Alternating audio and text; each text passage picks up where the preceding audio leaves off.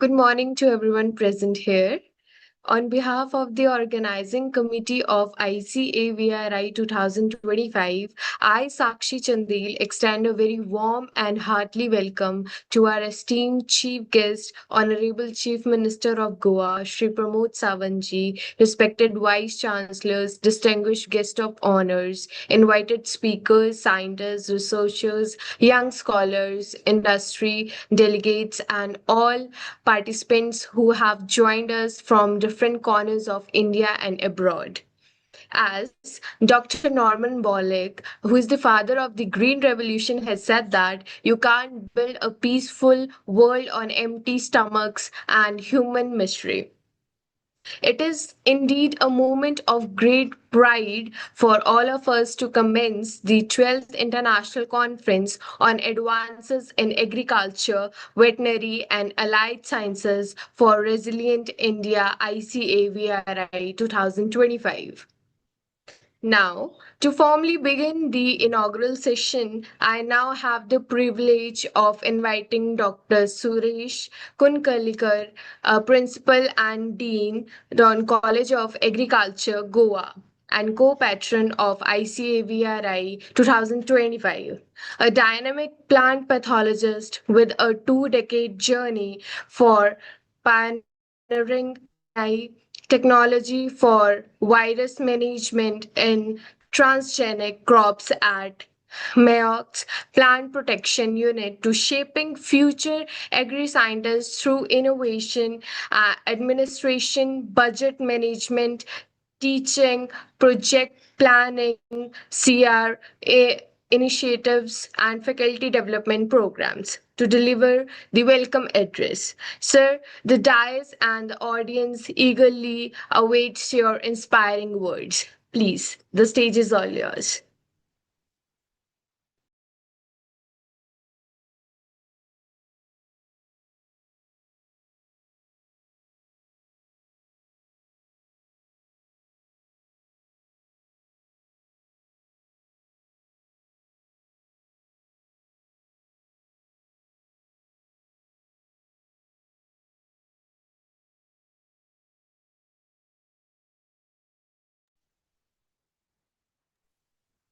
Respected sir, please unmute yourself. Dr. Suresh Kankal, sir.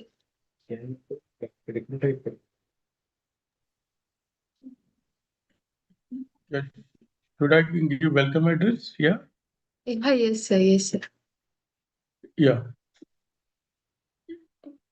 Well, good morning to all of you, respected vice chancellors, distinguished scientists, and invited speakers, esteemed session chairs, and then the reviewers, researchers, young scholars, students, and all participants joining us from across India and abroad. A very, very warm good morning to each one of you. It gives me really the immense pleasure and profound pride to extend our heartfelt welcome to you all on this auspicious occasion on the 12th International Conference on Advances in Agriculture, Veterinary, Allied Sciences for Resilient India, proudly hosted by ISA STR Society and Goa College of Agriculture, Goa. This gathering presents not just a convergence of minds, but a celebration of our shared passion for advanced agriculture sciences in ways that truly matter for farmers, to communities, and for the planet we all depend on. Today is truly a landmark day, one that fulfills us with a deep sense of accomplishment and renewed purpose for our college and the broader agricultural scientist community. Just a few weeks ago, in October 2025, we reached a pivotal milestone when our BSc Honours Agriculture program received a full-fledged accreditation from Indian Council of Agriculture Research, that is ICAR New Delhi. This is not an ordinary achievement. It is the culmination of relentless dedication, innovative teaching, and impactful research since the establishment of our college. This accreditation validates our historic approach to agriculture education, one that integrates rigorous academics with hands-on extension services and activities, interdisciplinary research, and a strong emphasis on real-world application. It recognizes our excellence in community design, faculty expertise, infrastructure, and students' outcome, placing us shoulder to shoulder with the nation's premier institutions. More importantly, it empowers us to scale up our contributions to national goals like Atmanirbhar Bharat in agriculture, ensuring that our graduates are not just acknowledgeable but transformative leaders equipped to tackle emerging challenges heads on. This honor also opens up new avenues for collaboration, funding, and knowledge exchange, allowing us to amplify our role in fostering a resilient and self reliant agricultural ecosystem. ICAVRI 2025 stands as a testament to the vibrancy and urgency for our field, drawing together more than 1,000 dedicated participants from seasoned academicians and policymakers to budding innovators and industry uh, trailblazers. Over the next 3 days, we'll be delving into over 100 cutting edge themes that span the full spectrum of agricultural and veterinary elements and then advancements. These include regenerative agricultural practices that restore soil vitality, biodiversity, biotechnology in a breakthrough like CRISPR-Cas based genome editing for disease resistant crops, crop genomics, and molecular breeding to enhance yield and nutritional quality. Organic and natural farming systems that prioritize ecological balance, climate resilience strategies to combat erratic weather pattern and water scarcity. Precision agriculture leveraging drones, artificial intelligence, and IoT for optimizing resource use, livestock innovations in animal health, nutrition, and welfare, soil health management through sustainable nutrient cycling, agri-entrepreneurship model that empower rural youth, and the integration of artificial intelligence and big management through the sustainable nutrient cycling, agriculture internship model, and entrepreneurship sustainability that empower rural youth, and the integration of the artificial intelligence and big data for predictive farming.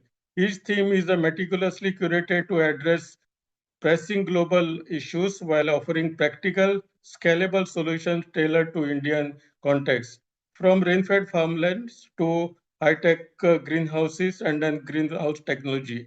I must extend my deepest gratitude to our esteemed collaborators, partners, whose collective visions and tireless efforts have been the bedrock of this conference success. To begin with, the University of Agricultural Sciences, Dharwad, renowned for its pioneering work in dryland agriculture and research technology, which has enriched our discussions on drought tolerant varieties. I am very proud that I am the alumnus of this university, and then I spent about 10 years studying there from my BSc Agriculture to PhD.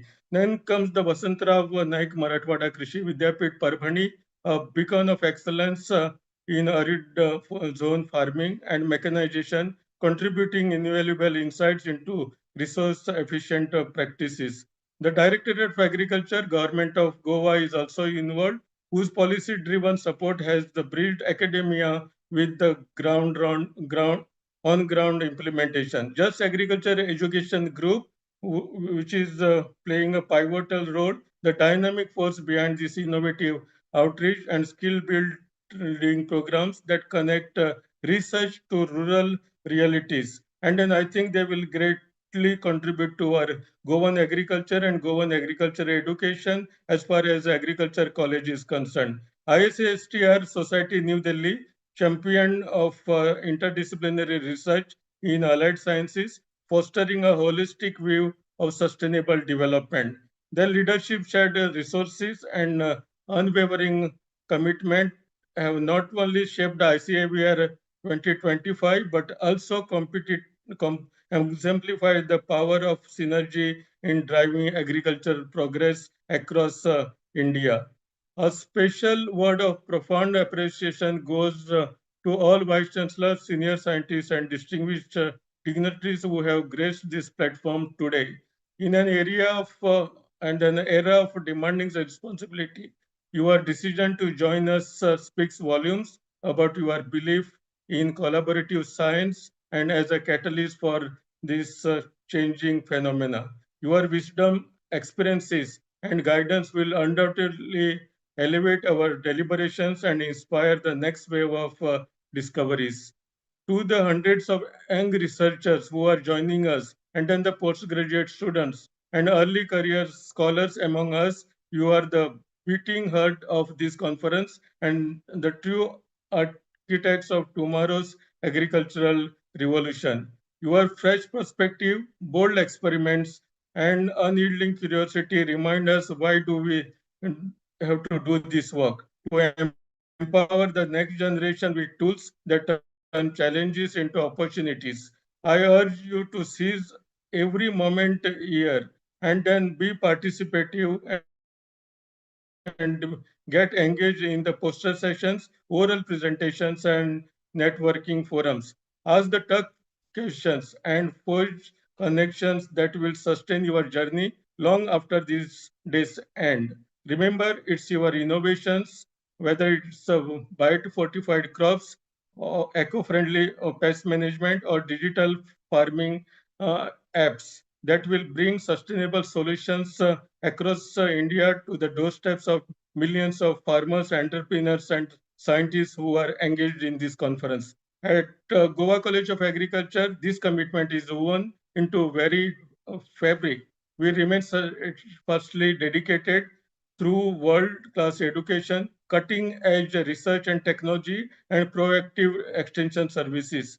Two key national imperatives: doubling farmers' income through value-added agri-entrepreneurs, research, conserving and harnessing indigenous genetic resources for further future-proof varieties, promoting natural and organic farming to reduce the chemical dependency, and then go agronomically fortified practices, and then the crops, and architecting climate smart system that enhances productivity while safeguarding our ecosystem. Our recent ICR accreditation builds on existing laurels, including the ISO 9001 and 2015 certified for quality management, quality education, and robust linkages with the premier national institutes, enabling us to translate laboratory breakthroughs and then the research that we are conducting in our college into the field level trims. From developing high yielding hybrids to training thousands of farmers in integrated pest management and then eco friendly practices, our efforts continue to ripple outward, fostering inclusive growth and environmental stewardship. I am wholeheartedly confident that ICAVRI 2025 will serve as a powerful catalyst, igniting fresh thinking, dismantling silos across disciplines, fostering enduring collaborations with all of us, and generating a wealth of actionable knowledge that travels from conference halls straight to the last mile of our farmlands. In these times of rapid change and changes, events like these reaffirm our collective resolve to build an agriculture that is not just resilient but regenerative, equitable, and forward looking. Let us therefore make the most of these invaluable days to learn from one's journey, one's experiences, to question assumptions with rigor, to innovate without boundaries, and to contribute as one united force towards a food secure, climate resilient, and prosperous India that nourishes every citizen and all of us. Once again, a warm welcome and sincere welcome to every single participant. I wish ICAVRI 2025 a resounding success in every endeavor and hope that each of you depart these sessions not just enriched with the profound knowledge and invaluable connections, but profoundly inspired to lead the change for a brighter agriculture tomorrow. Thank you very much once again, and Jai Hind and Jai Kisan. Thank you so much.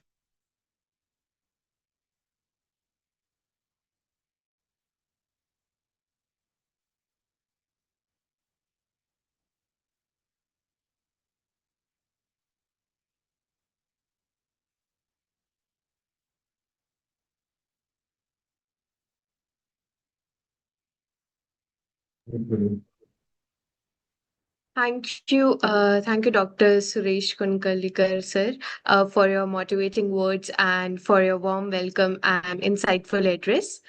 We now continue with the welcome address for our key collaborators. I am delighted to invite Dr. DPS Badwal, CEO and founder of Just Agriculture Education Group, Chandigarh, visiting scientist, Department of Sustainable Agriculture, Swedish University of Agriculture Sciences, Sweden, and Conference Director, ICAVRI 2025. The visionary force behind Just Agriculture magazine and relentless champion of agro environmental welfare and farmer empowerment through the society, whose passion ignites sustainable change across rural landscape to deliver his welcome address. Sir, your visionary leadership has been instrumental in bringing this global platform to life. The floor is all yours.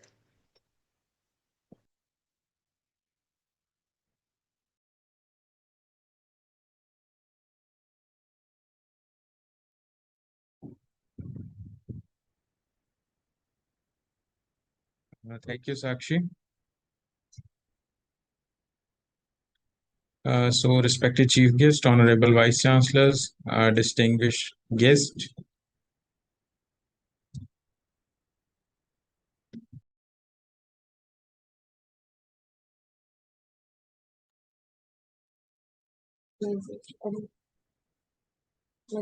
respected Chief Guest, Honorable Vice Chancellors, distinguished guests, esteemed speakers, respected colleagues, young researchers, and all participants, a very good morning to all of you. So it is a matter of immense pride and profound gratitude for me to welcome you all for the 12th International Conference, ICAVRI 2025. It is a truly global platform that unites some of the most innovative and brilliant minds in agriculture, veterinary sciences, and allied sciences. So this gathering represents a pivotal moment in our collective pursuit of knowledge, progress, and meaningful impact on the world around us. So, being as the founder of Just Agriculture and director of this conference, I feel deeply privileged to witness such extraordinary participation from leading universities, ICR institutes, esteemed research organizations, government bodies, visionary scientists, dedicated academicians across the world. Your presence here today is testament to our shared commitment to advancing sustainable futures, addressing the urgent needs of our planet, and for the future generations. I would like to also welcome our worthy vice chancellors who have joined today, Dr. Indramani sir and Dr. N.S. Rathore sir. And in today's rapidly evolving world, we stand at critical crossroads where the forces of our innovation and necessity collide. So, to overcome them, we must foster the collaborations not merely within the borders but across the nations. This conference has a vision, a dynamic space where researchers, educators, innovators, and policymakers converge to explore the practical, scientifically grounded, and forward thinking solutions for the sustainable development of agriculture and veterinary sciences. We have received an immersive array of submissions, including more than 80 book chapters, 200 research papers, and a huge number of 900 abstracts, reflecting the depth, breadth, and high caliber of cutting edge research work in our fields. And more than 700 participants have joined through the YouTube across the globe. And from 15 countries, people have registered in this conference, and more than 100 awardees are being recognized for their exceptional achievements. So, this number shows the vibrant energy, intellectual rigor, and collaborative spirit that defines ICAVRI 2025. And I would also like to extend special thanks to the Honorable CM of the Goa, without whose blessings and support this event is not possible, along with the collaboration of the principals of Goa College. Over the next 3 days, we will immerse ourselves in an inspiring area of activities designing to the spark dialogue, discovery, meaningful connections, and lasting partnerships. So, in this conference, we have more than 10 keynote sessions and invited talks, multidisciplinary invited talks, which engage more talent, more uh, our honorable scientists, and many other researchers across the globe who are joining and sharing their research work. And the rich diversity of our themes starts from the agriculture, biotechnology, crop genomics, organic farming, livestock, climate resilience, and many more themes we have in this conference. And I extend my heartfelt gratitude to our valued partners, US Harvard University and VNMKV Parbhani. Along with that, ISCSTR Society, Directorate of Agriculture Goa, and the Goa College of Agriculture also. And a big congratulations to the efforts of Suresh Kunkalikar sir. Recently, the college also received the ICR accreditation. So your all contributions have not only made this conference possible, but also have infused the energy of true partnerships. And to our esteemed vice chancellors who grace us today, your wisdom, your experience, and visionary leadership continue to inspire and empower our thousands of students, researchers nationwide. Your involvement elevates this gathering, reminding us all the profound role academic stewardship plays in nurturing tomorrow's pioneers, fostering a culture of excellence, and bridging the gap between the theory and practice. Your fresh perspectives, fearless curiosity, and innovative spirit are the livelihood for the progress and unlocking the sustainable innovations. Along with that, I embark the enriching academic journey together. Let us hold fast to a timeless truth. True innovation flourishes at the collaborations where we can collaborate more for in future further events. And I wish each of you a fruitful and transformative experience during these 3 days. And one of the most important thing that uh, this is not only a conference, this is a opportunity for many researchers to collaborate with the profound scientists across the globe to share their research works, to share their multiple things. And many industry leaders are also joining in this conference from Coromandel, Bayer, and many other MNC companies. So thank you all for being an integral part of this conference, and let us make it unforgettable. Thank you. Thank you, everyone.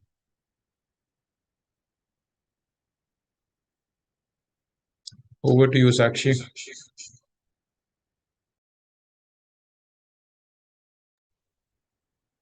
Thank you so much, sir, for your motivating words and for steering ICAVRI 2025 towards excellence.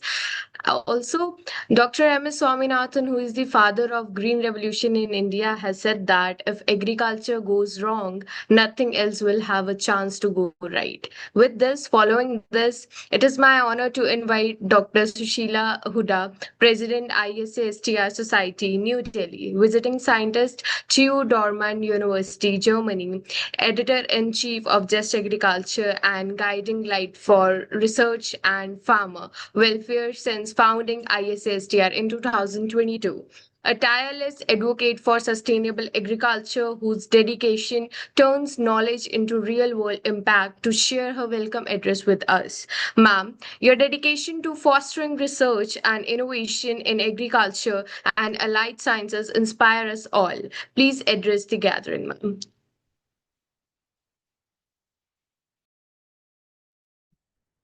Thank you, Sakshima. Good morning, everyone. This is Dr. Sushila.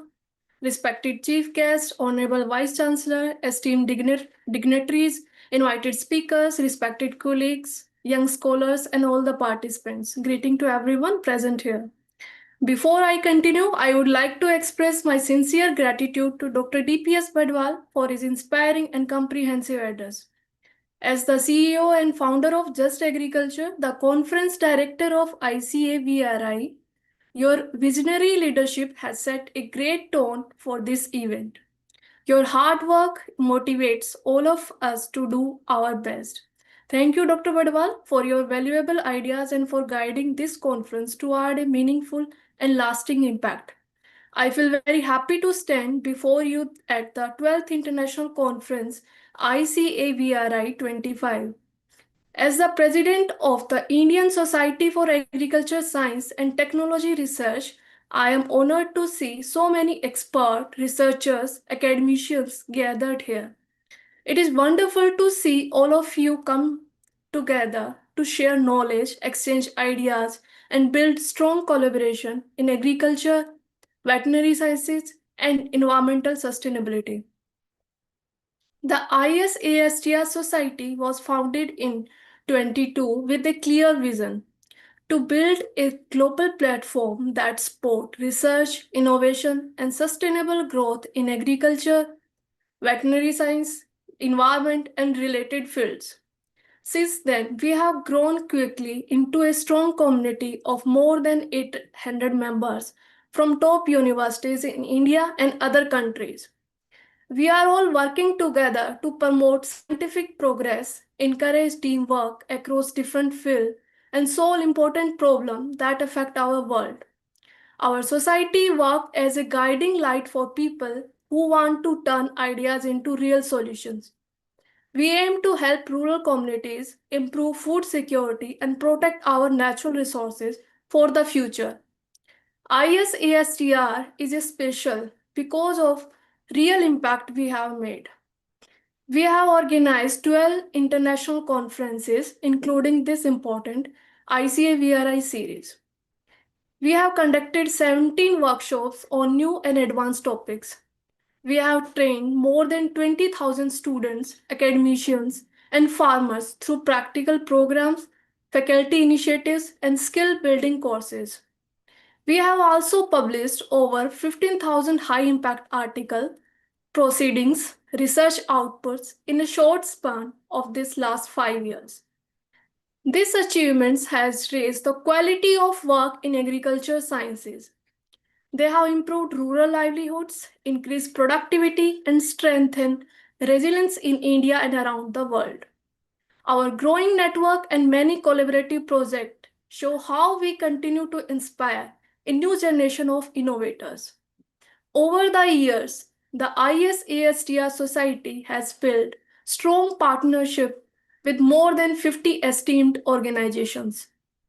These include ICAR Central Research Institute for Jute and Allied Fibers, leading universities such as UAS Dharwad, VNMKV Pabani, and Goa College of Agriculture, as well as government bodies like Directorate of Agriculture Goa. These partnerships have helped us to co-host events like ICAVRI, work together on more than 15 research projects, and implement community outreach program reaching over 5,000 rural families. Our joint event now bring in more than 3,000 participants every year. These partnerships have increased our impact, spotted new ideas, influenced policies, and created long-lasting positive change in agriculture and rural development across the country. Today, seeing so many participants from various parts of India and other countries shows us that working together in academics is a powerful way to make progress. This conference proves the value of such teamwork, especially our strong partnership with Just Agriculture. As a leading education group, Just Agriculture has played an important role in bridging the gap between academia and practical application. They provide useful resources, platforms, and opportunity for both researchers and students. Their commitment to excellence in agriculture education and outreach matches ISASTR's mission. Together, we are supporting voices of innovators and promoting initiatives that tackle real-world issues with determination and creativity. Agriculture and veterinary sciences are the backbone of rural life, national growth, and global food security.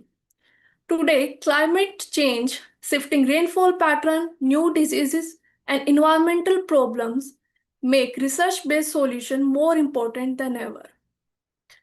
Through our joint efforts with Just Agriculture, ISASTR continues to promote sustainable practices, new technology, and inclusive ideas that help communities to protect our planet for the future. Then this conference is more than just sharing knowledge. It is represent hope, innovation, and collective responsibility. I am very happy to see that ICAVRE 2025 has brought together experts working on important topics for the future. I am confident that the talks and discussion here will inspire new discoveries, create new partnerships, and lead to transformative ideas that can bring real change. I would like to congratulate the dedicated team of Just Agriculture Education Group for their tireless efforts, vision, and commitment. Because of that, this conference has become a reality and big success.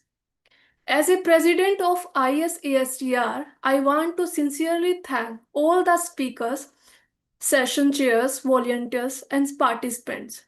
Your support and contribution add great value to our society and the entire scientific community.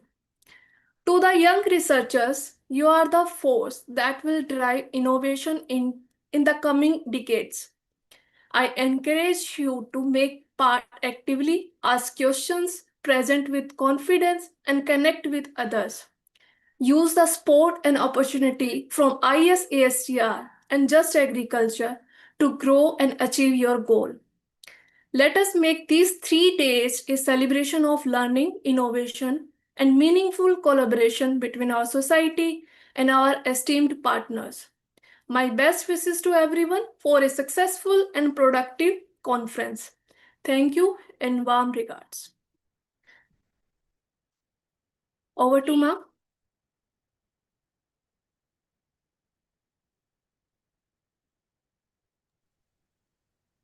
Okay, thank you, Dr. Huda ma'am, for your enlightening perspective and for reinforcing the spirit of collaboration to ICAR VRI 2025. And for now, ladies and gentlemen, it is now my proud privilege to welcome our chief guest for this inaugural ceremony, the Honorable VC of VNMKV Prabhani. I request Professor Dr. Indra Mani, Honorable Vice Chancellor of Vasant Rao Nayak Marathwada Krishi Vidyapeeth Prabhani, pioneering agricultural engineer with over 29 years of trailblazing service, former Joint Director at ICAR IARI New Delhi, Master Innovation in Agro Residue Management, Dryland Agriculture, Vegetable and Small farm fertilizer use efficiency and drone policy formulations, mentor to 20 PhD and 12 MTech students, author of 140 plus prior revised publications and of prestigious awards including ICAR Bharat Ratna uh, Outstanding Teacher Award and also ISAE Fellowship, Architect of Design Innovation Center with IIT National Strategies and farmer livelihood programs like Mera Gaon, Mera Gaurav to kindly grace the dais and deliver his address. I request sir to be present in this. Sir, the floor is all yours. Thank you, Sakshi. Thank you very much. Am I audible? Yes. Am I audible? Okay. Yes, sir, you are audible. Thank you. I really welcome all of you and particularly Dr. DPS Badwal, with whom, is Just Agriculture Education Group. We have been, connected to him, and I appreciate his efforts. And I see a number of vice chancellors are here, all honorable vice chancellors and audience and young researchers, awardees, ladies and gentlemen. It's really great honor to be here as a chief guest and in the 12th International Conference. This is basically for transformative approach in research and innovation forum, which is keywords nowadays, from research to innovation and innovation to scale up. That is what Indian agriculture needs now. I have a brief presentation. I'll go through this one. And so they say this is Vasant Rao Nayak Marathwada Krishi Vidyapeeth Parbhani. It was established in 1972. And as such, at Parbhani, the research history goes more than 100 years, because Cotton Research Station at Parbhani was established in 1918. So we have a legacy of more than 100 years here at Parbhani, but we are responsible for 8 districts of Marathwada, and the spread of the university is 500 kilometers in the length and 500 kilometers in the width. We are basically responsible for the agriculture growth and farmers' welfare of whole of the Marathwada. My topic would be, because climate resilient agriculture is one of the aspects of this international conference. So I have selected climate smart technologies, certain issues, and then some experiences of Basantrao Naik Marathwada Krishi Vidyapit Pavani. So this is driving sustainability in agriculture. My dear friends, we all know that we are facing climate change situation. Recent, the situation, the flood in Punjab or flood in Marathwada. Flood in Marathwada, let me tell you, few of the districts were totally drowned.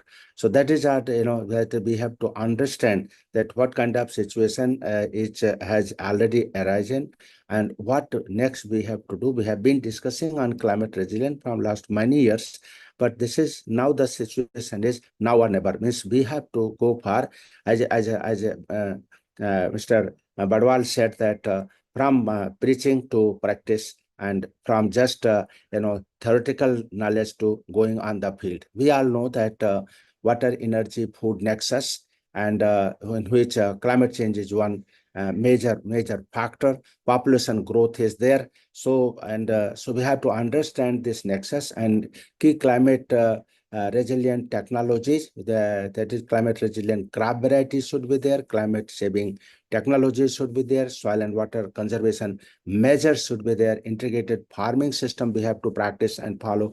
And then digital precision agriculture, new science, new technologies like drone, sensors, AI, ICT. Because in such situation, timeliness becomes very important. And once timeliness becomes very important, then mechanization and new technology become very important, my dear friends. So we have to understand that how we have to go far. This is the world situation. The red area is really red. This is the central portion where a lot of challenges are there. And we in India also, if you see, face the same alarming situation is there. And next one. And if we see the situation as in India, you all know that the agroclimatic regions in India, you are well aware of. But see, the situation is Rajasthan, Gujarat, Maharashtra. These are the more the areas which are going to face the challenges. That's to accept that Maharashtra is the third worst climate change side vulnerable state. And that's why we are very serious. Government of Maharashtra, the farmers of Maharashtra, the Maharashtra, and all 4 agriculture universities of Maharashtra working very hard. See the situation in Marathwada. If we see Maharashtra and the whole vulnerability, 11 districts out of 36 districts are highly vulnerable to extreme weather events, drought and dwindling weather security, and account for almost 40% of the cropped area across central Maharashtra. My dear friends, 14 moderately vulnerable districts covers 37% agriculture. So we understand the situation, and that's why we have been every effort of government of Maharashtra and all 4 agriculture universities, and including the MAPSU, the veterinary university, are towards taking the climate change as a challenge and developing technologies. But our university, as I said, that 8 districts of Maharashtra and are our responsibility. And we see that, as you said, I said from 1918, this is the history. We have 16 colleges, and we have our own means government colleges, and then we have 43 private colleges, more than 50 agricultural technical schools, and a number of research stations, and 12 KBKs. A big network is working, and then we are the champion in technologies and varieties and palm millet, oil seeds, safflower, sunflower, cotton, and in dryland agriculture also we are in the at the ICRP the first position. Next one. If we see the agroclimatic zones and cropping pattern of Marathwada, so we see this as I said that we are basically 80% area is under assured rainfall area, and scarcity zone is 10%, and moderately high rainfall zone is 10%. But new situation have changed the whole situation, let me tell you. And you all know that recently when IMD gave that monsoon of India is cannot predict. So that the situation that are very much changing, and we are now saying that this extreme situation will become new normal situation. So we have now very much understood that this given pattern may not work, and we have to be ready for all these extreme situations. And for that we have to develop technologies, and for that we have to develop strategies. That's why in our university we emphasize, I personally feel that risk management technology and risk management strategy becomes very, very important. Next one. We have been working on different, so first thing is for this situation, what varieties we are developing. There should be short duration varieties. They should be, they can bear the, extreme condition, even drought condition or rainfall condition, and then mechanization suitable varieties. So if you see here, some of our varieties, in pigeon pea and chickpea in pulses, because pulse is very, very important area, and government of India has decided that from 1st of January 2027, we have to stop the import of pulses. So our university has been working very, very hard, and a few of the varieties like BDN 71 and Godavari varieties, they are called Lakpati, one lucky variety. One lucky variety means farmers are as a profit, they are gaining 1 lakh rupees. And these all varieties are suitable to mechanization. Similarly, we have Parbhani Chana. This is, the variety, the specific character is that the ground clearance for, is 33 centimeter. That means you can, with the adjustment, you can use combine harvester or any other reaper to harvest, gram mechanically. So one of the character which I'm an agriculture engineer, that becomes very, very important for me, that we have been working on, and I've asked my breeders also that develop varieties which are suitable to mechanization, suitable to, it is not always the responsibility of engineers only to develop technology for any kind of situation.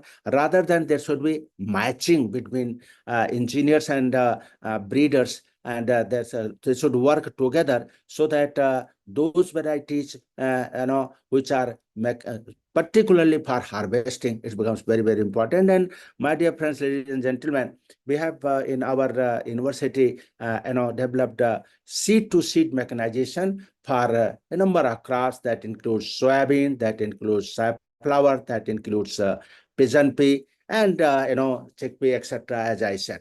Similarly, we have developing, climate resilient varieties in oilseed and pulses. As I said, that soybean is one of the major crop of this area. And one thing very interesting, I would like to tell you that if take cotton, take soybean, take pigeon pea, in all areas, farmers field level, and large number of farmers are harvesting our varieties up to 15 quintal per acre. I repeat, 15 quintal per acre.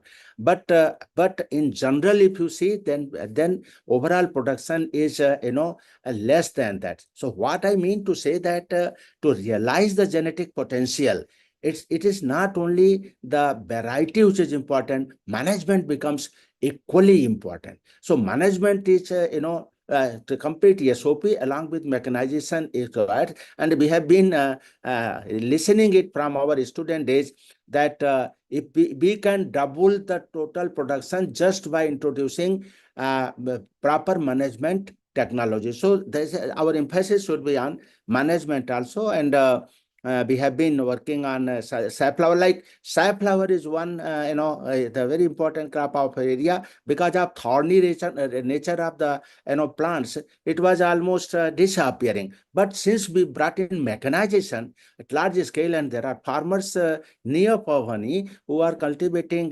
safflower in more than 40-acre area at one place. I saw. So that's how I say that amalgam of all different technologies is very, very important if we want to take really agriculture the way the country want and the way society wants.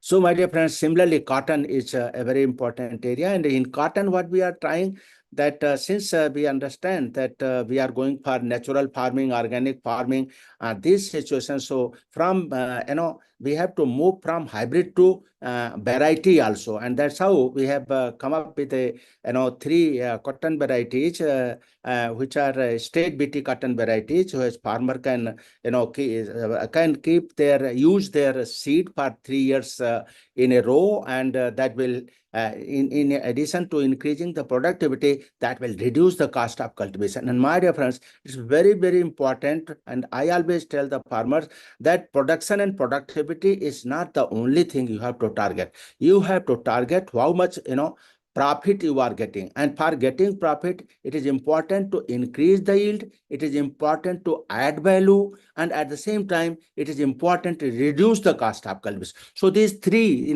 threshold effort should be, opted. And for that, I say that you also say that if I have a 5-acre land, why should I not say what is my turnover and what is my profit? Not only what I'm producing. And this is not my, as a farmer, this is not sole responsibility of mine to produce, much and get the less cost and suffer. So that is what we have to tell the farmer, that how you are, and it is not necessarily, in my opinion, that go for highest and highest yield. Go for optimum yield with profit, with your well-being, with your happiness.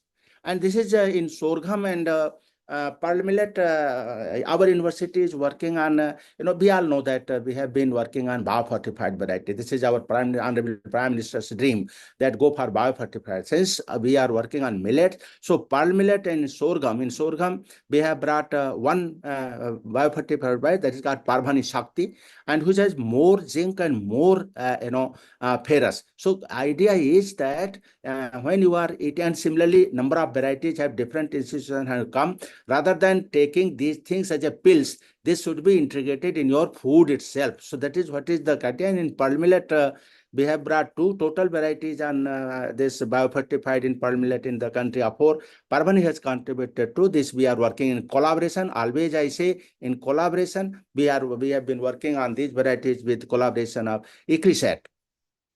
Next one. My dear friends, then it becomes very, very important that how you are going to climate resilient for climate resilient other than seed. So conservation furrow in cotton or mulching are really what we are emphasizing on borewell recharge. These are certain technology which has been basically developed under different program and project, and we are putting in a basket to give to the farmer through government, that you could take these technologies to farmer field, and we ourselves are doing demonstrating, but by government of Maharashtra or government of India has been working very, very hard to take these climate resilient technology to the farmers. And we have done all different equips are there, and in which dryland equip is one, and then this even particularly for meteorology, agriculture meteorology, 2 are very, very important for particularly dryland area. And we are working on even conservation agriculture, and in my opinion, conservation agriculture or organic agriculture or even natural farming, all are very, very relevant to, are more relevant to this rain-fed farming and dryland area. So that is our effort we are doing. Next one. This is again what we are trying, that we call it threshold technology. Again, threshold in the sense harvest water in the farm pond, which we have designed and have been accepted by the design has been accepted by the Maharashtra government, and then use solar power for pumping that water. Second, so that it should be clean energy. And third, and which is most important, that use macro irrigation system to use that whatever water you have harvested, use green energy, then use it very economically and meticulously, so that with the same water you can cover more area, more crop, more plant, and more yield. So this is what we have been practicing. This is at our side, and for this we are taking help of industry. Particularly, this is Jan Irrigation has come up with us, and they have funded our project at different locations. That way, basically, it becomes very easy when industry can transfer those technologies in that farm, because technology separately is okay, but technology as a package becomes solution. So that's what we are emphasizing. Don't go by individual technology, don't work in silos, but come join, put up the technology at a place and apply it for the overall benefit of the farmers, and overall benefit, if I say, that increase the productivity, but conserve resources and reduce cost of cultivation. This is very, very important. Next one. So similarly, next one. This is again, I say, seed to seed mechanization. I told that seed to seed mechanization is very, very important. And one simple example I'm telling, when I came here 3 years back from IRI, and a large area of then our farm was not cultivation, around 4,000 acre, my dear friends, was not under cultivation. Through prowess mechanization, we brought all this area into cultivation and tripled our breeder seed production. So that's why mechanization in these days, as I said, that this precision agriculture and your climate resilient agriculture must understand and give importance to timeliness, and for timeliness, mechanization is the only solution. Next one. We have been working, in a way that this is, I call it, AIG, that, academia, industry, and government should work together if we want to scale up the technologies. So in Parbhani, we have been working very closely with the industry. And if you say that this is a center which we established with the help of the total CSR funding of a organization, the company, that APE, and this is called Maharashtra Mechanization Center, Kamje Farm, and wonderful area. But earlier, our farmers and students, they used to go to different places to go. Now they have to come to Central Farm, our own Central Farm, and learn these new technologies, get training, take advantage, and use it for their farm. So and similarly, we have the other industry have come, because when once mechanization is and new technologies are coming, skill and training becomes very, very, very important. And skills and training should not be just at a small scale and doing something, getting one day demonstration and coming back. So that is not the way to train. Training should be in a proper format, and so that there must be skill improvement in the users. So that provision cannot be done unless you have investors. So we have created infrastructure at NASA, and similar infrastructures are there at other universities also. Drone is one technology, new technology we called. I was fortunate enough to to lead all different committees of Government of India to develop SOPs on drone. All these SOPs are now in place at and are available at the Government of India, Ministry of Agriculture and Farmers Welfare's website. Another thing which I wanted to add here is that it's very important for these new technologies. In drone, as like we have started custom hiring, we have started RPTO, we have center, we have started 6-month drone. We have established drone school, so we are giving 6-month certificate course with 100% absorption. 100% absorption is the 100% employment. So all these, but the why I'm showing it here, we are doing these activities in collaboration with the entrepreneurs, so that many of our universities are not having that, number of staff and the skilled staff. So why can't we take, and we can't delay. We can't delay that. Once a staff will come, once a skilled staff will come, then that we are going and we are doing this. Next one. So these are very successful one. Robotics is another area where we have been working. And another is very important thing I wanted to say, as I was mentioned, that I'm working more on risk management. So this is one area which is called Agri PB.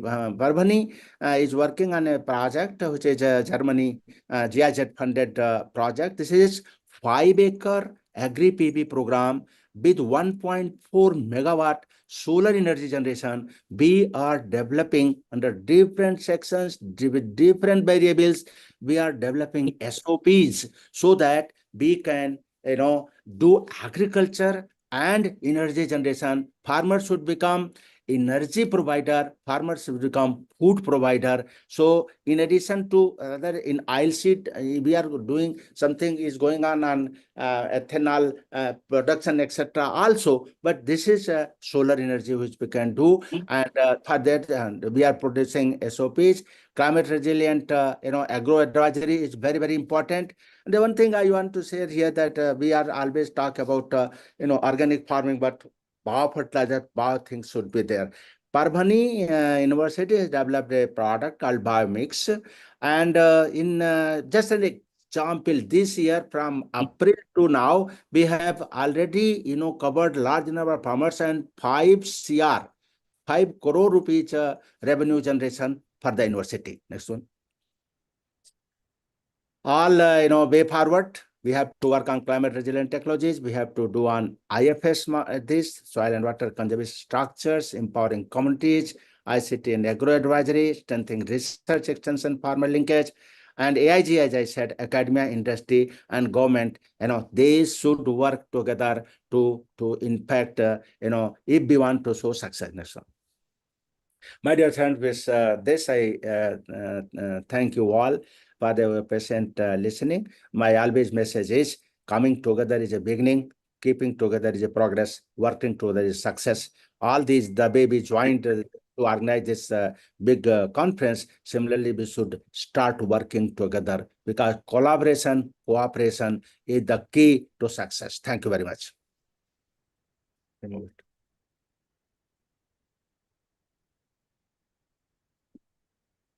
Answer. Sakshi. Yeah. Thank you so much, sir, for your insightful and inspiring address. We are truly grateful for the valuable knowledge you shared with us today. Your remarkable achievement developing a variety, like you said, that yields 15 quintal per acre is truly commendable and reflect your dedication to advancing agriculture productivity and supporting our farming community. Such innovations not only enhance farmers' livelihood but also strengthen the foundation of sustainable agriculture in our country. Thank you once again, sir, for your wonderful and enriching speech. We are honored to have had the opportunity to learn from your expertise. Thank you so much, sir. Thank you very much. As Robert Louis Stevenson, who is the writer with deep respect for farming, has said that don't judge each day by the harvest you reap, but by the seeds that you plant. I now have the honor of inviting Dr. Danda Reggie Reddy, Honorable Vice Chancellor of Sri Konda Lakshman Telangana State Horticulture University, Telangana, to address the gathering. Dr. Reddy is an eminent academician and distinguished leader in the field of horticulture, widely recognized for all his outstanding contribution to protected cultivation, climate resilient horticulture practices, crop improvement, and sustainable farming systems. His visionary approach, extensive research experience, and commitment to advancing horticultural education have greatly influenced both academic and farming communities across the country. We are truly privileged to have him with us today, and I kindly request Dr. Reddy to share his valuable insight and guide us with his words of wisdom. So, good afternoon to one and all. Good afternoon, Is it sir. audible? Is it audible? Yes, sir. Yes, sir. You are audible.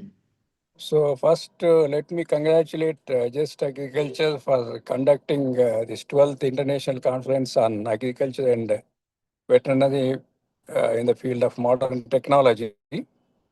And this is the right time, actually. You have chosen a very important subject. And when the agriculture is at the crossroads, and there is every need to look at uh, holistically agriculture and veterinary, not in isolation. And as you know that in the recent past, how the climate change is really impacting the agriculture and livestock production. And if you see the kind of the crops which we are growing in the country, we are actually restricting to 4 or 5 crops in the country, and which are more climate sensitive crops. Actually, now there's every need to diversify, particularly agricultural crops. Not only these food crops, we have to look for the alternate crops like oil seeds, pulses, and horticultural crops. And if you just look at the horticultural crops, the kind of the contribution which is making to Indian agriculture is enormous, and the area under these particular horticultural crops is very low, but contributing about 30% of the GDP from the agriculture point of view. And if you see the kind of the vagaries that are really impacting agriculture and also animal husbandry, there is a need to actually look for the modern technologies. We cannot just ignore what is actually happening, and also we should not be complacent to what we have done so far. But we have to see that these technologies, they find place in solving the problems of the farmers. The farmers are really facing a lot of problems, and holdings are very small. More than 85% is small and marginal farmers. And in agriculture, the modern technologies like you see the drone technology, which was just enumerated by the Dr.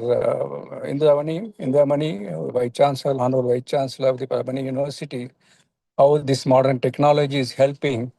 So not only to reduce the pollution, not only to reduce the cost of production, and if you just look at the problems the farmers are facing, is one is the high input cost.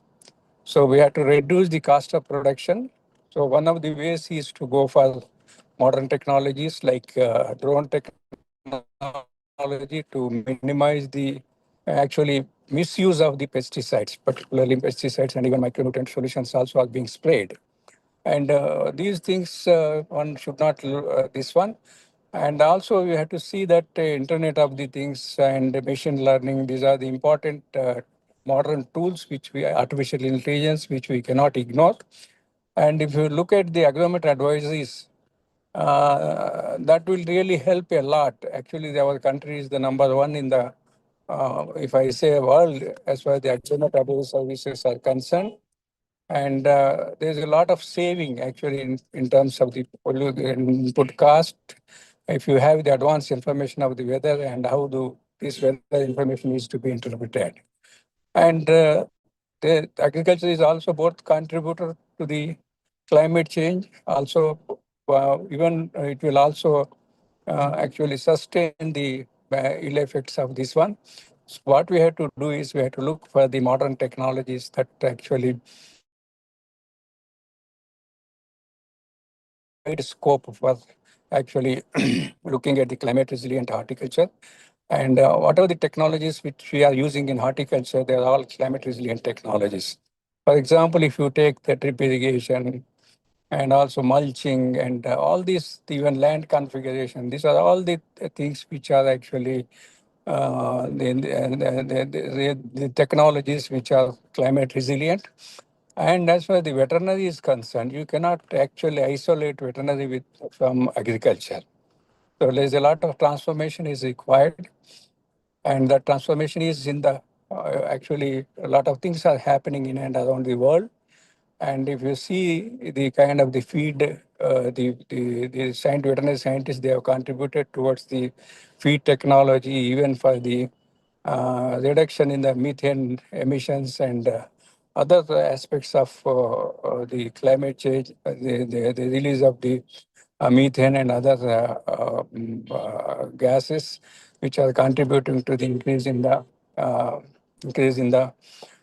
temperatures, and also as well as the CO2 concentration in the atmosphere. If you just look at the how the temperatures and how the weather actually extremes like high rainfall and low temperatures and high temperatures, these are causing, and even in horticulture, even in veterinary, a lot of diseases are coming, and these vector borne and modern vaccines are also in the need of the hour, and those vaccines really help the um, to control certain of the diseases which are caused due to climate change. So these are some of the technologies which we have to look at. And in horticulture, a lot of scope for the value addition and processing.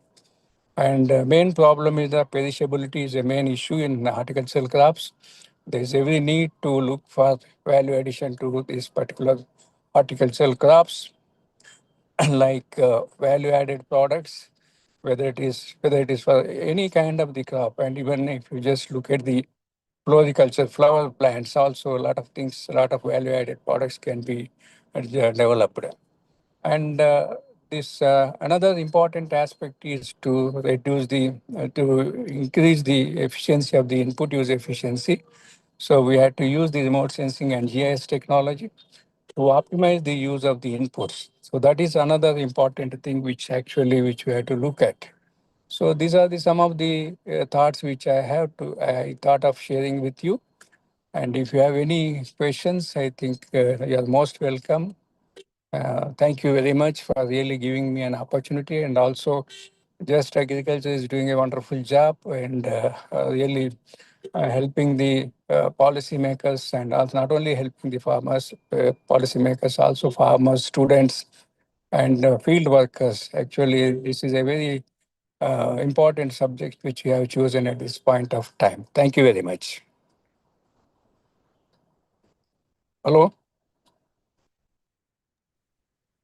Thank you very much, sir, for your insightful, enriching, and deeply inspiring address. We are truly honored to have received your guidance today. Your words have added immense value to this conference and have our understanding for the future directions in horticultural science and sustainable agriculture. We would also like to express our heartfelt appreciation for your extraordinary dedication. Despite being in transit, you still took the time to join us and share your wisdom with us warmly and sincerely.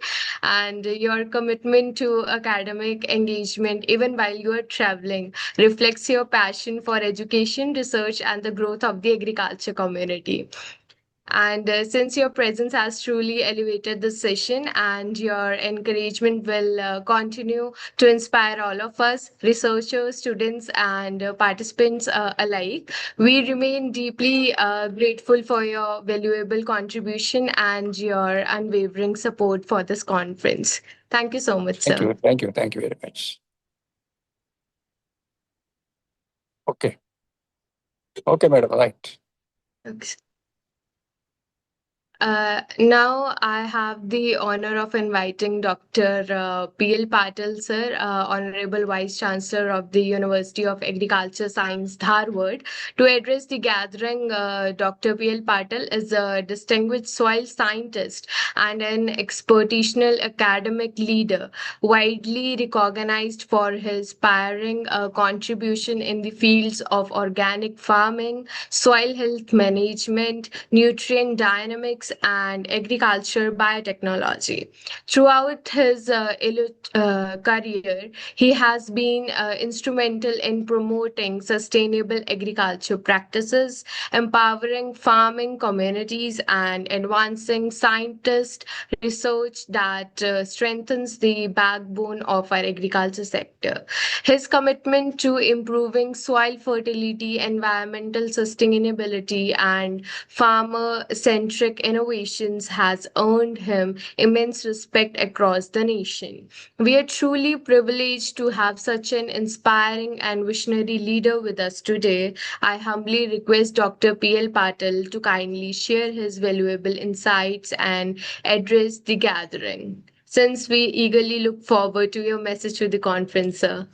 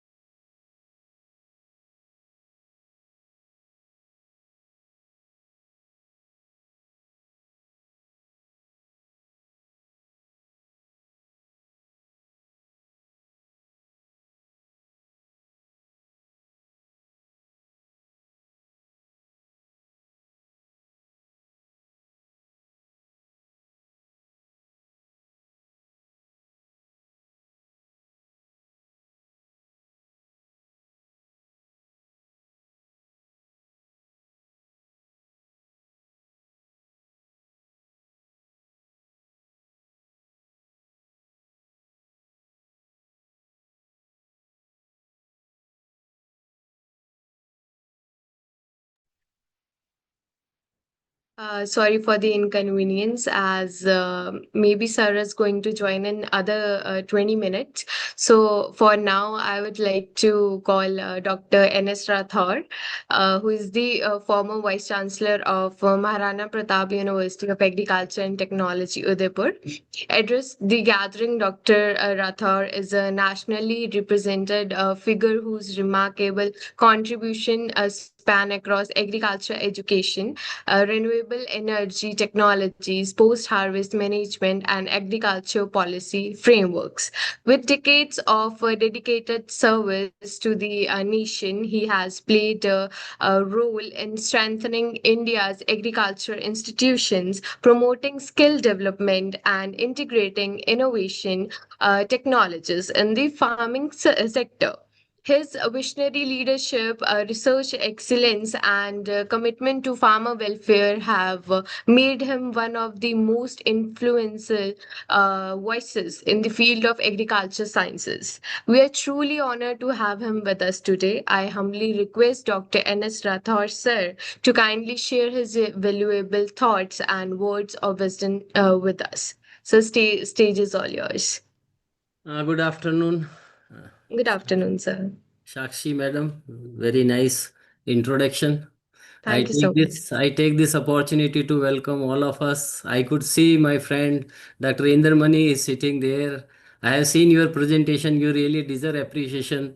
and you are doing a very good job. Other day, I was discussing with a very important person of the Maharashtra state. He said that at initial inception, we were slightly reluctant that a scientist, how he could become an administrator. But the way you have expanded, you really deserve appreciation. I take this up because I was not having any other platform to appreciate you. So I thought that this is the right platform to appreciate, so that other person, those who are young person, those who are attached at this platform, they could also see their future. Suresh Kulkarni Saab, thank you very much for organizing this program, but it should be of a means a offline, not online, because online maybe, because I am also having some problem today. In our place, it is a power cut. Anyway, I have managed the show, but maybe possible that in between it will fall down.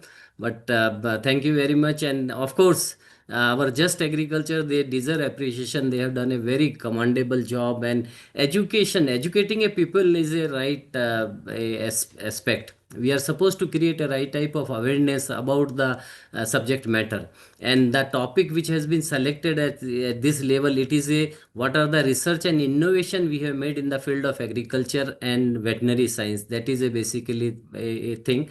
So here, if you see agriculture in 1947, our production was hardly of 49 million ton as far as the grain production is concerned. Now we have crossed 353 million tons of grain production. Whereas if you see horticulture, it is more than that of 355 million tons of horticulture production. So it is only because of the certain innovative things which we have introduced. Our scientists, they deserve appreciation.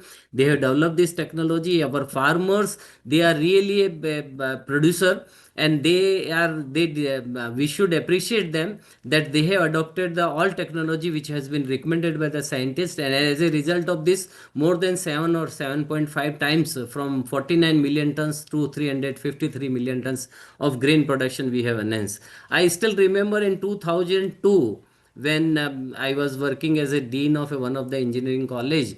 At that moment, somebody said that it will very difficult to pass out to cross the 100 million tons of a wheat or 100 million tons of rice. It was really difficult task. But later on, people have realized, and they have done lot of good innovative things. If you see in agriculture 2.0, it is a mechanization. Agriculture 2.0, it is a solely mechanization. With the help of mechanization, we have enhanced the productivity by the tune of a 20%, and cost of production we have reduced by 15%. It is a really miracle. People used to say that it is a seed, it is a soil, it is a water, but at the same time, mechanization is also important concept, which I definitely give a due regard to Dr. Andarmani, that he has touched that what type of mechanization intervention they have made.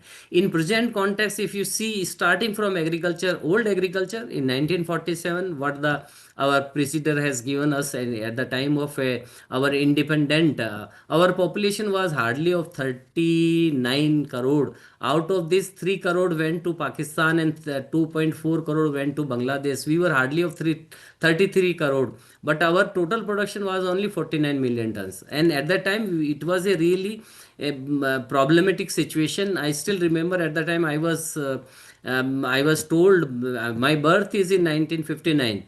I was told by my fathers and my grandfather that we were forced to eat a red wheat and lal gahu, जिसको हम कहते थे, and that was really horrible. Even animals were not interested to eat that, and we have crossed it. So that's why it is a result of a research, and the research is not altogether a new innovative things, but to refine something, to reform something, to fine tune something, and especially to cover certain simple technology, to have some convenient technologies, to have some efficient technology, even type of safety and security measures we have adopted in a different on-farm application. As a result of this, we could reach to that level. Now it is really proud moment to say that as far as the rice production is concerned, this year we have crossed 143 million ton, and as far as the wheat is concerned, we have crossed the limit of 118 million tons. And if you see productivity as well, Productivity is also more than 3.6 ton per hectare wheat and 4.4 ton per hectare as far as the rice is concerned. But as Dr. Indermani has mentioned, it is not a production and problem of production and productivity.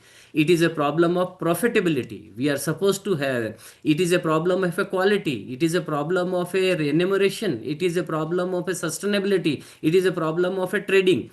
When we are saying that most of the service sector oriented products are to be traded, why not the agriculture product is to be traded? We are supposed to not supposed to have a artificial means a market intelligence, whether we are supposed to have certain new technology for trading of agriculture communities, so that we can have we can explore a new market where we can penetrate, we can develop it. So that's why there are a lot of good thing is there. But precisely speaking, that at initial inception very limited technology was available, and even traditional practice were there behind the plow. I still remember when I took admission in the BTech program in 1975. At that moment, my first mechanization chapter was having a chapter on exclusively on behind the plow, means how plow is to be used and how our wooden plow can be used with the help of a bullock. But now thing has already been changed, and now we can say in a when we are talking about agriculture 2.0, mechanized agriculture, at that time during 19th century, at that time introduction of mechanization was made. And I do appreciate the policymaker as well as the scientists. They have really shown that how we can enhance our production to the limit of more than that of 15%, and how cost of cultivation can be reduced to 20%. But at that moment during 19th century, the major problem and a mistake which was made, it was a rise of chemical fertilizers and insecticide and pesticide. There was no systematic study has been made, and as a result of this, if you see use of chemical fertilizer right now, it is more than that of 153 kg per hectare. But if you see the old data, then you will surprise that in 1947 it was hardly a zero point 0.5 kg per hectare as far as the chemical fertilizers and insecticide is concerned. Now it has enhanced to the level of 153 kg per hectare. So you just see that more than that of a 300 times we have enhanced the use of chemical fertilizers, insecticide, pesticide, herbicide. So that's why no systematic study has been made. So that is the reason that we lost our quality. I don't want to make any comments on the what type of a product, agriculture product, and at what quality it is available. But only thing is that we are supposed to see and to see that how we can maintain the good fertility out of our available soil.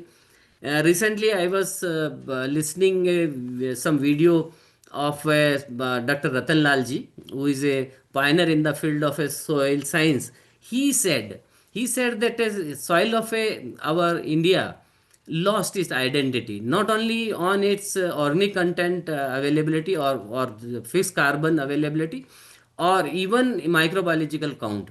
The fixed carbon should be in the ratio of 0.8 to 0.9%, whereas we lost all 28 state and 8 union territory, hardly it is a 0.3 and 0.4% of a fixed carbon availability is there. Same thing is true with the microbiological count. It should be 3%, whereas it is hardly a 0.3%, 1/10.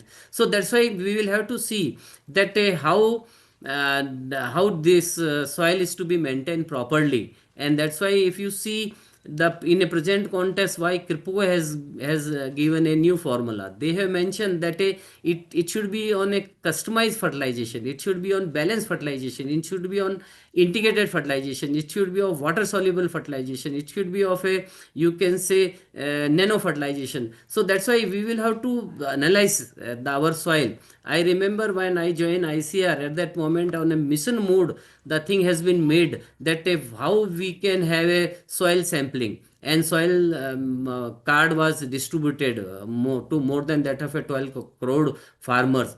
Basic idea behind this was that just to educate the farmers so that they will be in position to understand what is the condition of their soil, and accordingly they can identify what should be the as a customer, what should be the my customized fertilization, what should be my balanced fertilization. Balanced fertilization means in terms of organic and inorganic, and what should be the my integrated fertilization means a microorganisms and macroorganisms likewise. So that there is a certain mismatch in present context as well. I don't want to comment on this issue, but we are supposed to see that how we can do miracle. As far as the soil is concerned, thing has been made in a right way. As far as the water is concerned, in a water it is a rainfall harvesting. Lot of good harvesting mechanism has been introduced by a farmer indigenously, and even scientists have developed. And then how we can recharge aquifer, what are the different measures which can be used for irrigation and drainage. A lot of new technology has been mentioned as far as just to conserve the water, but still we have got a problem of a potable water availability in our country. If you see in a 1947, more than that of a 5250 cubic meter per hectare of water was available at the ground level of 150 feet. Unfortunately, now up to 450 feet, just three times of that scenario. If you compare it with 1947, the water was available on to level of 150 feet underground. Now it has lowered down to 450 feet, but simultaneously from 5250 cubic meter per hectare of water availability, it has been reduced to the level of 1250 cubic meters. So water will play an important role in future as well, but we are supposed to see that how we can use a precision agriculture, how we can use a smart farming as well. When we are talking about agriculture 3.0 during the 20th of century, at that moment it was a precision dedicated to precision agriculture, where rice, when yeah, we have used a lot of computer, even automation has been started, and we have started taking a decision based on certain data. And in present context, it is true.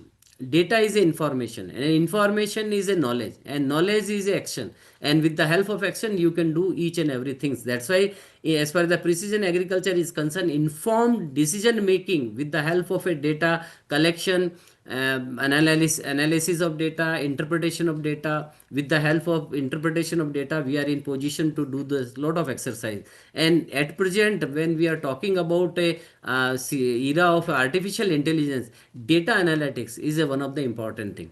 If we see AI, many times people are used to say that we are supposed to use it, but presently in a organized farm only or in a university level, people are using certain tools as far as the AI is concerned. AI has got a 10 different tools. Very important thing is not only AI, but it includes machine learning, knowledge of machine learning, and knowledge of your deep learning. When machine learning knowledge means they are more than the 950 computer languages. You need not to be trained your student, and all scientists are not supposed to understand what are these 950 computer languages, but at least 3 and 4 languages: C, C++, Python, Java, and C sharp. In case if these 5 languages you can understand, then you will be in position to do a certain coding, and you will be in position to with the help of that coding you can develop an algorithm, and that algorithm will be a typical example of a particular ecosystem. And accordingly, same similar ecosystem,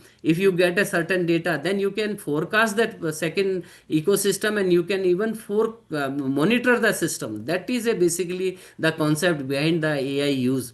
And number of people are using. Recently I was there in one of the private engineering college in Jaipur, where I have seen that electronic engineers, they are doing work as far as the agriculture use of AI in agriculture is concerned. So we are also supposed to educate our our student as well. Not only we are supposed to create awareness, but we will have to awaken the all policy maker, those who are responsible for agriculture scientists, for development of HRD or HRM of agriculture scientist, even agriculture student. Sorry, we are supposed to broaden our action area.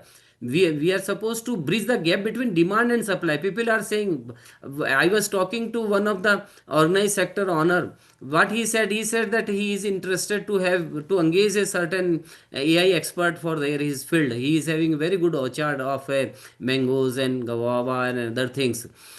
He said that, can you supply any good engineer? And I want agriculture engineer. I have started locating agriculture engineer, but I am sorry to say I could not find a good agriculture engineer having a very good competency as far as the AI, ML, and DL is concerned. So we will have to educate our people. Second important technology is that your blockchain technology and big data analytics.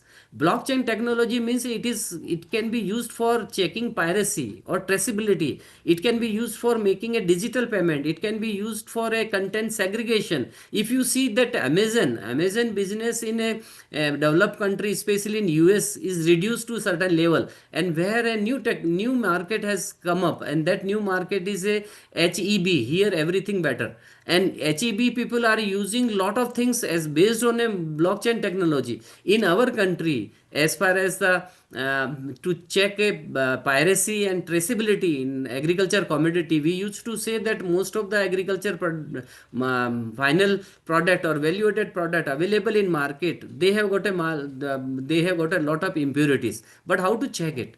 Perhaps blockchain technology will give a right solution. We will have to encourage our student to understand it. And big data analytics means agriculture is a typical example where lot of data are available. It is not a single made. If you see that data available for land preparation, then sowing, then interculture operation, then pre-harvesting, harvesting, storage, marketing. If you see each and everywhere, you will get a lot of different data, and this data will be different for semi-arid region, arid region, subhumid region, humid region. So that's why you can have a lot of data, and that's why there is a new technology that is a deep analytics or deep learning is one of the things which we are supposed to see how we can educate our people.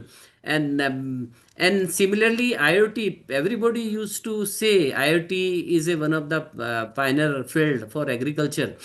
Many scientists has done a good job. Even I have seen in IERI, people are using this IoT principle in a NAS campus itself. Whenever we were going for walk, I was looking that many scientists are doing this job, and they have done. Means they are in position to understand that when their crop will be thirsty, and when their crop will be hungry, and then accordingly you can decide what to feed in terms of how much to irrigate and how to irrigate, even what to feed in terms of NPK or micronutrients. That type of understanding you can do with the help of Internet of Things and IoT.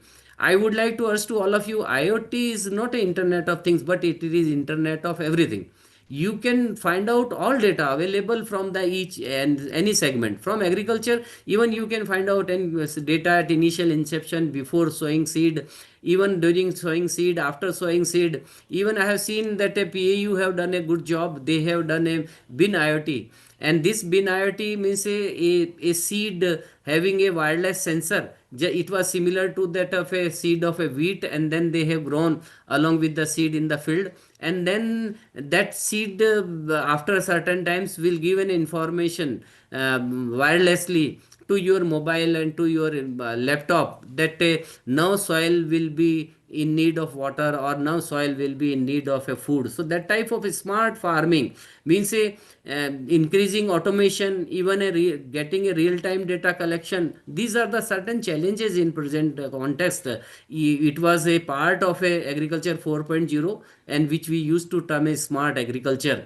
Of course, in our country, very less work has been made, but number of a university, they have done a good job. Number of organized sector have done a good job, but unfortunately, as our previous vice chancellor, he was mentioning that we have got more than 90% of farmers having a land area less than that of 1 hectare. So they are not in position to afford the expenditures incurred in such automation, and even to get a full use of robotics and other things. Whereas in agriculture 4.0, which is being dedicated for smart farming, very important concept behind is that we are supposed to focus on automation and robotics, and these are the part of AI only. Automation means a type of a removing the manual labor, and how you can use a controls and other sensor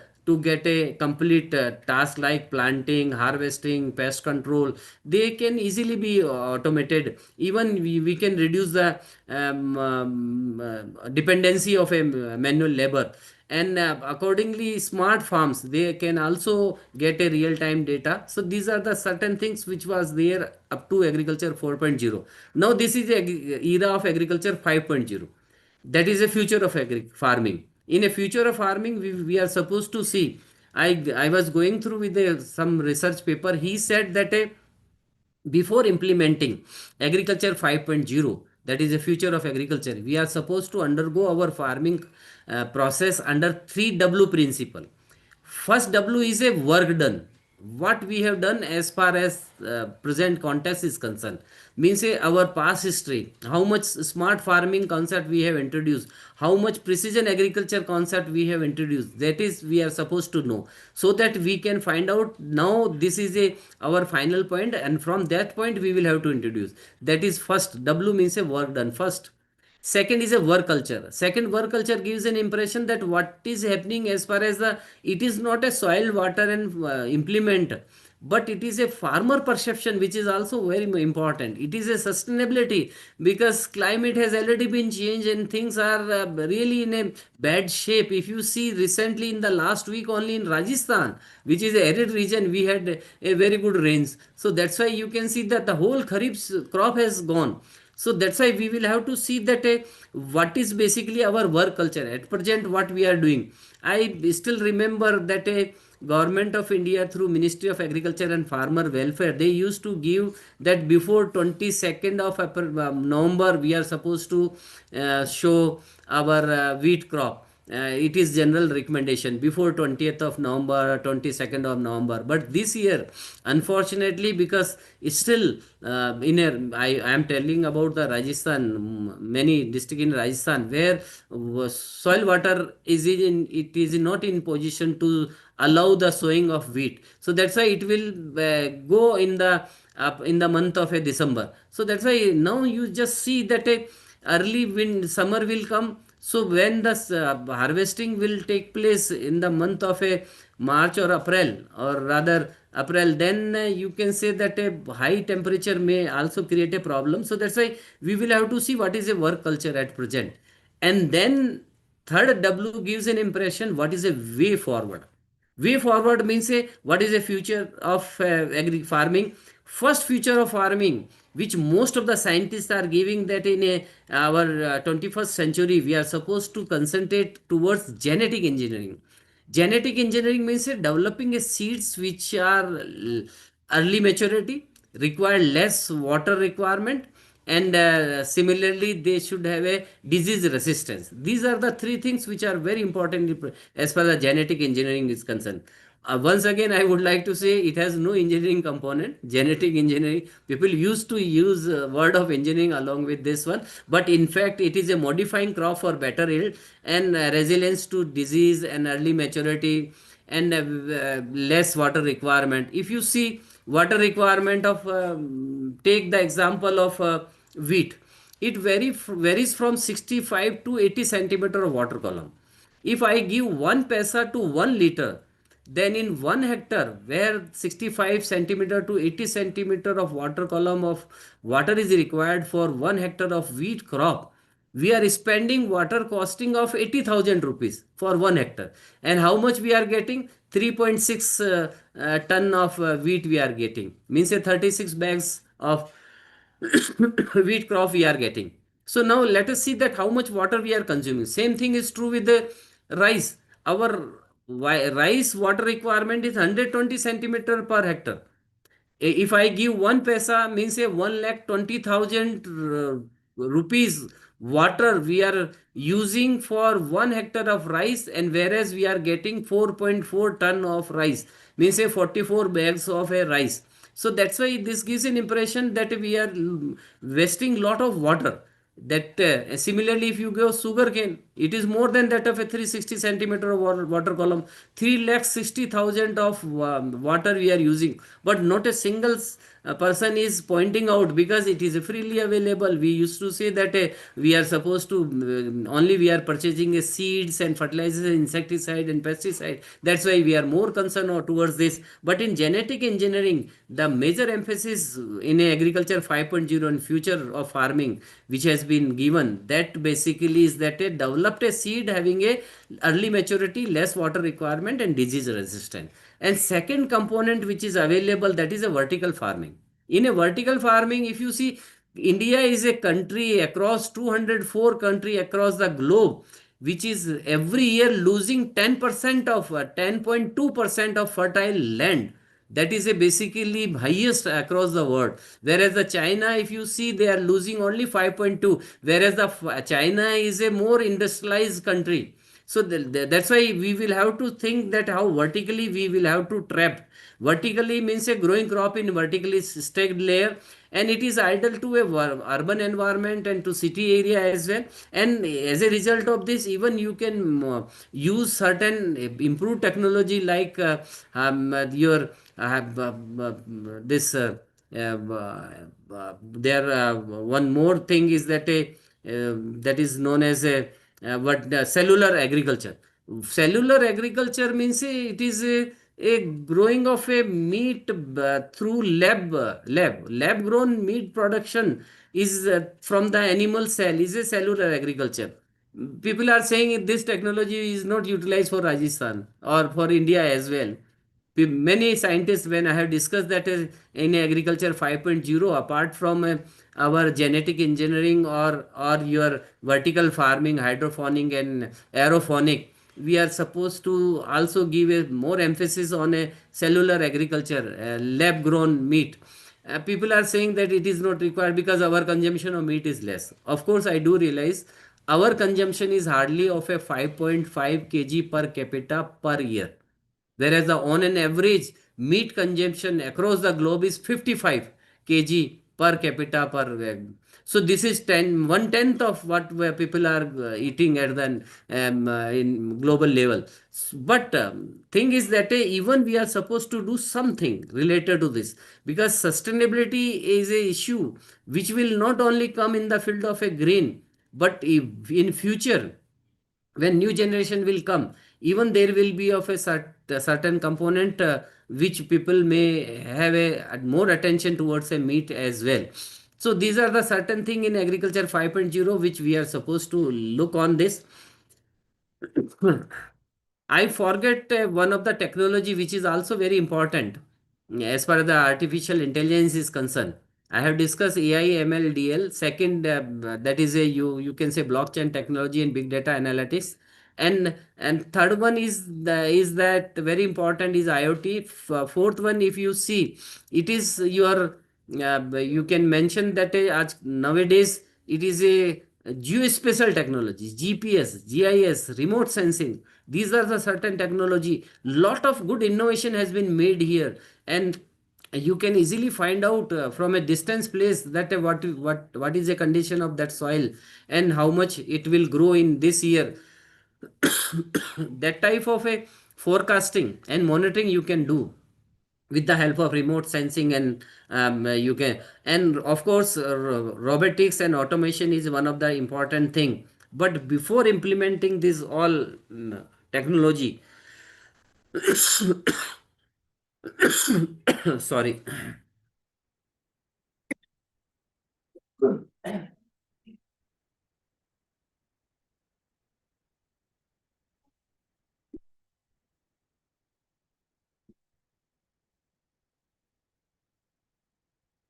I was going through with a research paper which was there that how you can apply all digital technology, especially recommended in agriculture 5.0 in India. Before this implementation, he has mentioned that there are 6 important components we are supposed to keep in our mind, and we are supposed to educate the farmer and even we will have to do certain R&D. Very first important thing is that how to collaborate that intelligent machine with the mindset of a farmer, and that to be of Indian farmer having a less land holding less than that of a point 0.8 hectare. Here it is very difficult. People are still are not using. Recent day before yesterday, I have seen some farmer. They are using. They were busy in a wheat sowing, and they were doing the same exercise. Means a broadcasting.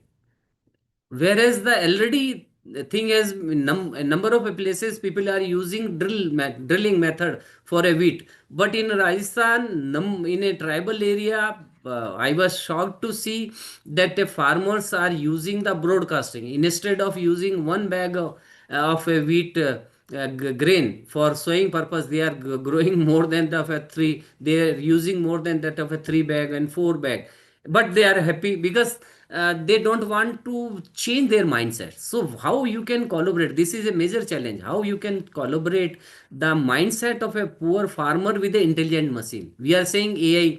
The other day in a Japan, one of the lady, she got married with a AI male, and what he did, she has developed a robotics with the help of a AI technology, and which was at initial inception was helping her in a all day-to-day activity. Later on, what she did, she got married with that one. So that type of a means we will have to articulate each and every sense in our day-to-day activity in thoroughly. Then we will be. This is a major challenge. Second is the upskilling and reskilling of farmer, because what is happening, farmer you will have to reskill, means first of all unskill their knowledge and then you reskill.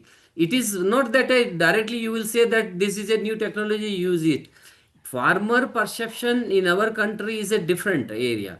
We will have to not only to increase their self confidence, and we will have to update their knowledge, but even we will have to articulate right innovation, and let us articulate the learning habit in their mindset, and they should become a leader of their field. That type of a aptitude is there, then only we can go for upskill and reskill of farmers for agriculture 5.0 or digital technology in India. Third one is that we will have to acquire a talent acquisition and management is also important task, because people are saying, many platform people are saying let us use AI, but how to use how to develop the algorithm is exclusively used for a sowing of a wheat, how to develop the algorithm which is exclusively for rice or for sugarcane. That type of a thorough understanding, and for developing a algorithm you are supposed to know certain computer application knowledge of language, and then a principle of a coding, then you can do. So a talent acquisition and then proper management is a challenge in our country. Then only we will have a systematically articulation of agriculture 5.0 in. Then fourth challenge is we will have to leverage digital technology at the poor farmer level. When we are comparing with the China land holding is hardly a zero point 0.5 hectare, whereas our land holding, average land holding I am talking, it is a 0.8 hectare. So in a China, land holding is less. But even then, the use of mechanization is far better than what we are using. Even the use of a digital technology is far better than what we are dreaming. Still, we have not implemented, but we think that how we can do a miracle in this field? We will have to leverage digital technology for enhancing production and profitability. That we will have to do. And fourth challenge is that or rather fifth challenge is that we will have to adopt a new style of farming which will incorporate all digital technology, starting from your artificial intelligence to automation and robotics, AI to your blockchain technology, even a communication protocol. You are supposed to use it, wireless sensor, and all technology we are supposed to have. And last challenge which is there, that a well-being of farmer, how we will be in position to have a well-being of farmer by enhancing production or profitability. that we will have to see in a toto. So there are a lot of challenges there, but I would like to mention that if you see since our start to till date, we made a lot of good reforms in the field of agriculture, and as a result of this, our production has been enhanced. Productivity is also enhanced to certain extent, but we will have to do certain more work as far as to enhance our profitability. So there are a lot of good challenges as far as the agriculture is concerned. Even in veterinary, I remember that in 2001 our milk production was 110 million ton. Now we have enhanced to the level of 239 million tons. Even in 2016 when I joined DDG engineering in ICR, I have seen that there was a few gentlemen came from IIM Bangalore, and they said that in by 2021 we will be major importer of milk in India, because they have calculated that this is our present requirement and this is our total productivity and total production, but our requirement they have projected by 2021, then we will have to import the milk as well. So I was surprised that how it could be. But really there are a lot of good work has been made in the veterinary field or animal husbandry as a result of this. From 2004 to this level, now it is more than that of a 239 million ton of a milk production we are having. Same thing is true with the fishery production as well. More than 18 million ton we have crossed. So that's why continuously we are enhancing our production. But only thing is that we will have to develop something extra to cope up our future demand. In a future things is that our population is gradually increasing. We have already crossed 145 crore population. When all youngsters will be in position to get a job opportunity, maybe possible they will leave the agriculture because it is a conversion process. Presently most of the youngsters they are leaving agriculture profession because of there are a lot of reason behind it, but one of the major reason is it is a conversion process, and people farmer sons are not happy to do this exercise and hard work, and that's why they are ready to accept certain job of a very low salary at the city level. So there are a lot of good challenges there, but lot of good success stories is also available, and we are supposed to educate our farmers and our students and our scientists, especially in the field of digital technology. Future of agriculture will revolve around the digital technology, and we will have to see it will be of a more adaptive learning, it may be of more blended learning. May say we are supposed to know theoretically how you can develop a algorithm, and then you are supposed to use practically as well in a particular field, and it will be more cooperative learning as well, and that we will have to do, and all digital learning we will have to maintain in future, then only our country will survive. And thank you very much, thanks a lot to all of you that you have given me a chance. And I was at the initial inception I was thinking my this battery storage will go off and quickly I will not be in position to cover each and everything, but to certain extent it has supported me. And thank you very much, I could see a lot of good friends and all people here. And I wish this international conference will be of a grand success, and our students and all participants they will gain more knowledge out of this. Thank you very much, Sakshi. Thank you. Thank you. Thank you very much, sir, for your insightful and thought-provoking address. Your reflection on AI in agriculture, the challenges of profitability and trading, and the urgent need for sustainability has truly enriched our understanding. Your observation on rising chemical usage from zero point 0.5 kg per hectare in 1947 to 153 kg today, and the declining of water availability offered a powerful reminder of the challenges ahead. We are especially grateful for your forward-looking insights and on developing crop varieties with the lower water requirements. The need for vertical agriculture growth, despite India having 10.2% fertile land, and your valuable perspective on cellular agriculture and meat production in regions like Rajasthan.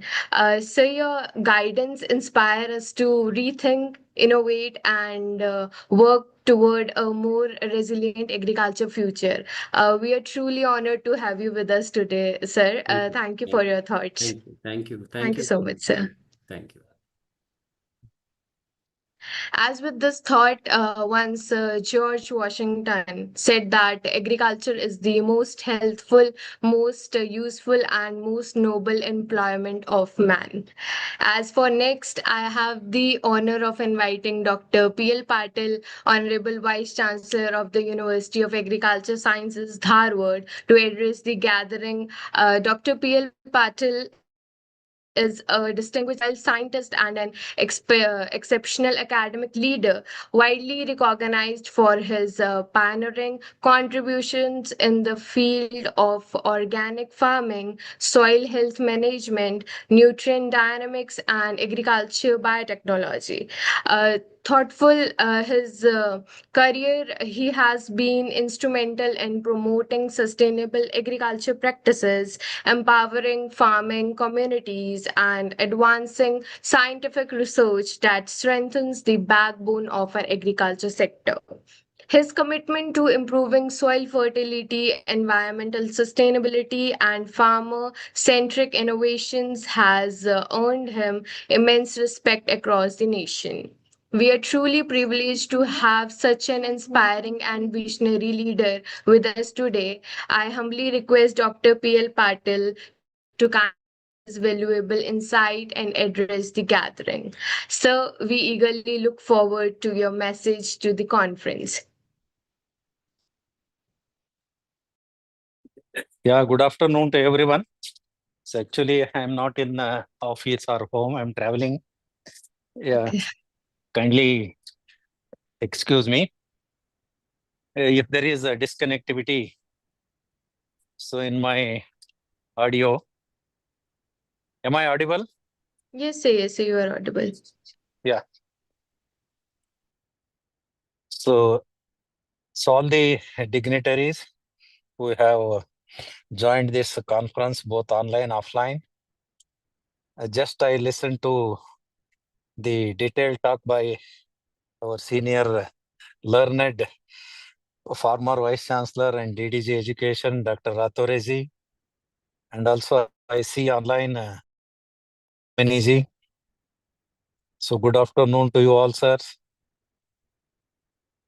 So in fact, so as I have indicated to organizers, so I do not make any presentation because I won't be on station. So just I wish this conference a great success and all the deliberations. I think they are well thought and they have to be well documented. So I request the recommendations of the proceedings should go to ICR as well as the government.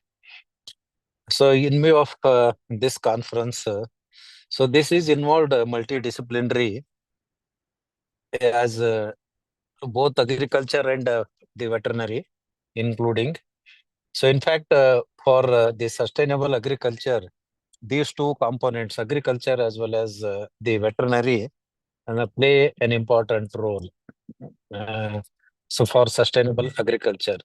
So in this era of the mechanization as well as the involvement of IT in agriculture, the animal wealth is slowly going out of the agricultural scenario, except the professional dairy units. So each farm family is not owning a pair of bullock or cows or the buffaloes. Then how can we expect the sustainable soil health management? So as a person in the soil science, as a scientist in soil science, so I'm more concerned about the management of natural resources. So I request the learned group to kindly give your attention for management of natural resources. The two important natural resources, two faces of a coin. So they are soil and water. So without the proper management of these two resources, I think we cannot expect the sustainability in the agriculture. So including the management of the soil health. So if there is no the sufficient resource or soil on the earth's surface, which is subjected to the degradation by different means, the physical degradation, chemical degradation, as well as uh, the what is mining degradation due to mining. So if these degradations are arrested and restored, so I think we can achieve the sustainability in the agriculture. So as one of the sustainable the development goals in the UN, goal number 15, I think. So that aims at the restoring the degraded lands. So we should take utmost care in the restoration of our degraded land, so that soil and water they will be restored. The continuous the monitoring of the soil health is most important for achieving the sustainability in the soil health management. So we have achieved the self-sufficiency in the food after the Green Revolution. So now there is a demand for many of the farmers or the people who make address the environmentalists. Many people, our soil system has been polluted by adding of so much of the chemicals and fertilizers. So in fact, with the advent of high yielding varieties during a green revolution, that was the need at that time. So we had to feed the mouth of ever increasing the population, and there was no option in using the commercial fertilizers as well as the pesticides, insecticides.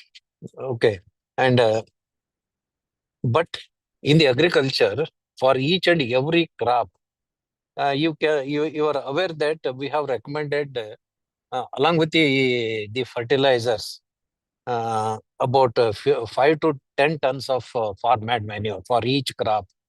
So that is slowly taken out from the production system, and only the people are after using the chemical fertilizers.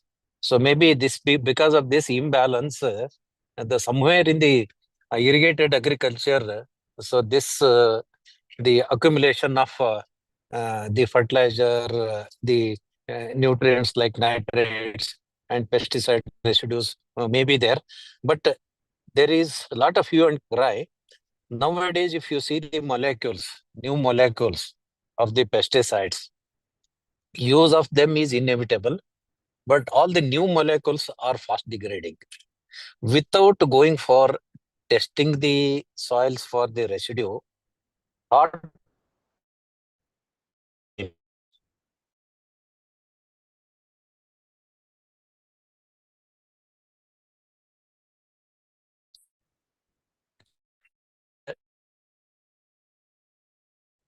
please question those people who are making thought-provoking speeches and condemning the scientific agriculture.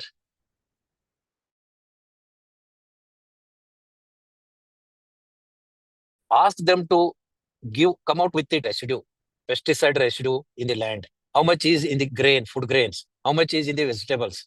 Without that data, please do not accept. You question them. Okay, otherwise, feed ever increase the population of country.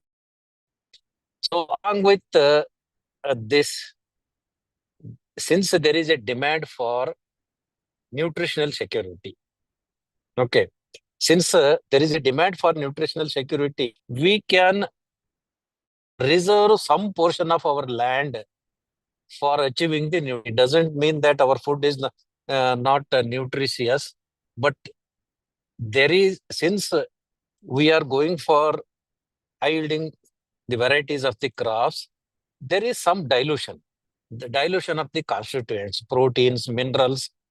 So since we are getting huge biomass, so these constituents may be diluted, and some of the the plant principles also, which are health benefiting, so must have been diluted in the high yielding varieties. So the option is now Government of India is popularizing natural farming, and also since 20 years, the organic farming is popularized. So under these two systems, natural farming as well as organic farming, we can go for nutritional security. And we cannot go for bringing our cultivated area. The entire area cannot be brought into natural farming and the organic farming. We have a limitations. Since we do not have cattle wealth and the availability of the crop residue for the preparation of the compost or vermicompost or the FYM. So there is a limitation. The requirement of the crop has to be substituted by some means. There are several alternatives: green manures, biofertilizers, compost, vermicompost. Even with the use of all the alternatives, so we can have only just 1 or 2% of cultivated area under the organic or natural farming. So with with our available resources. So that being the case, the nutritional security can be achieved through organic and the natural farming. And the main emphasis here, so what we have conceived and also we have experienced through natural farming and organic farming, we can achieve nutritional security provided if we give attention to our land races. Land races are the local varieties of the crops. These land races are local varieties of crops, different crops.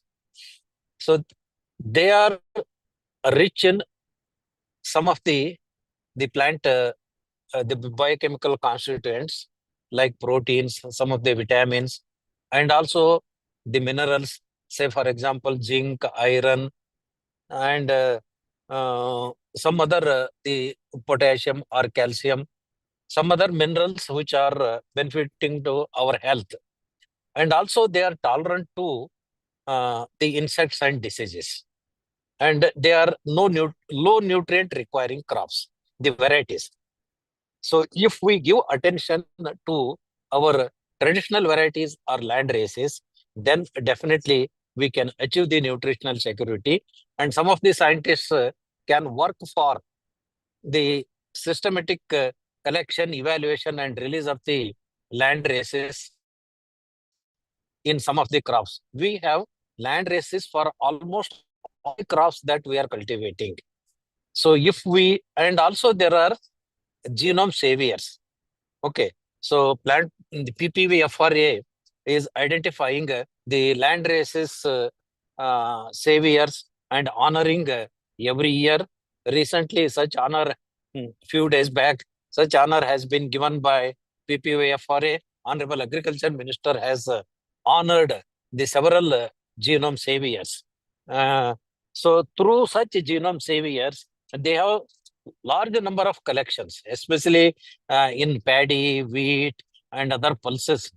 So if these land races through genome saviors, if they are institutionalized, if they are purified, then tried in different agroclimatical conditions, that is multi-location trials, like what our improved variety system release is there. In the similar manner, you can shortcut since they are acclimatized to particular agroclimatic conditions.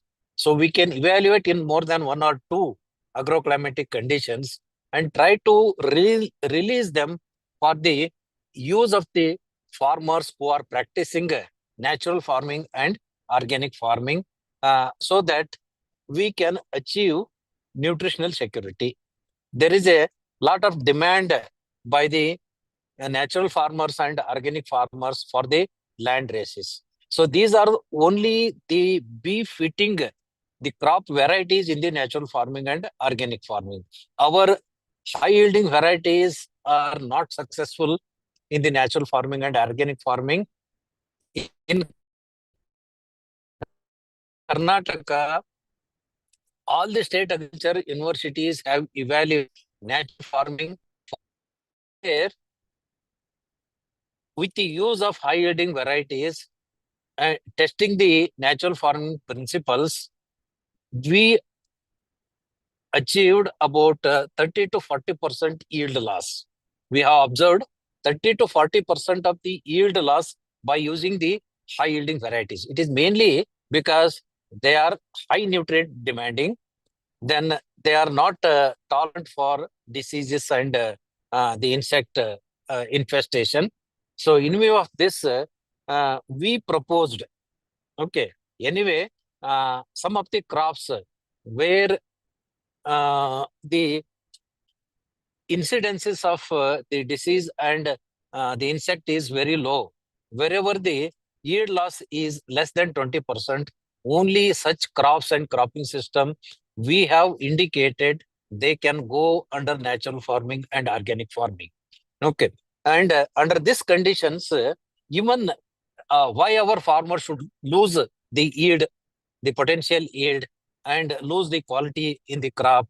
So that's what all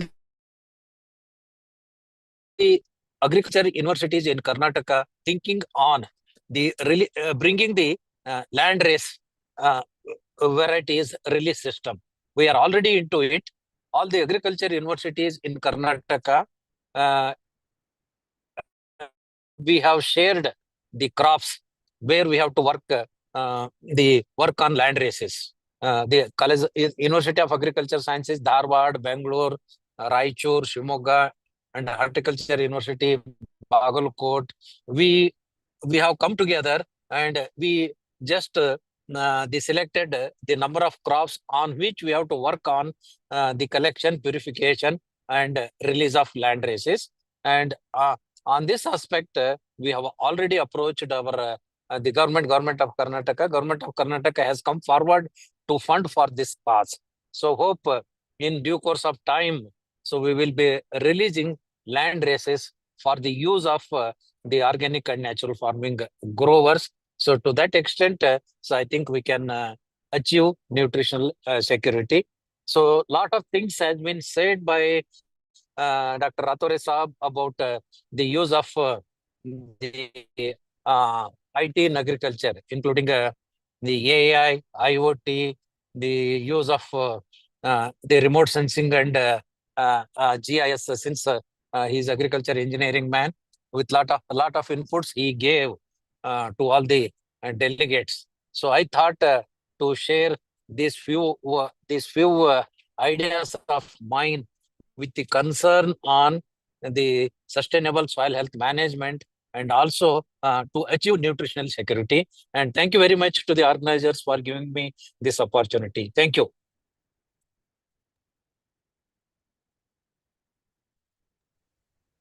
Thank you. Thank you so much, sir, for your thoughtful message on soil health management and warm wishes to the conference.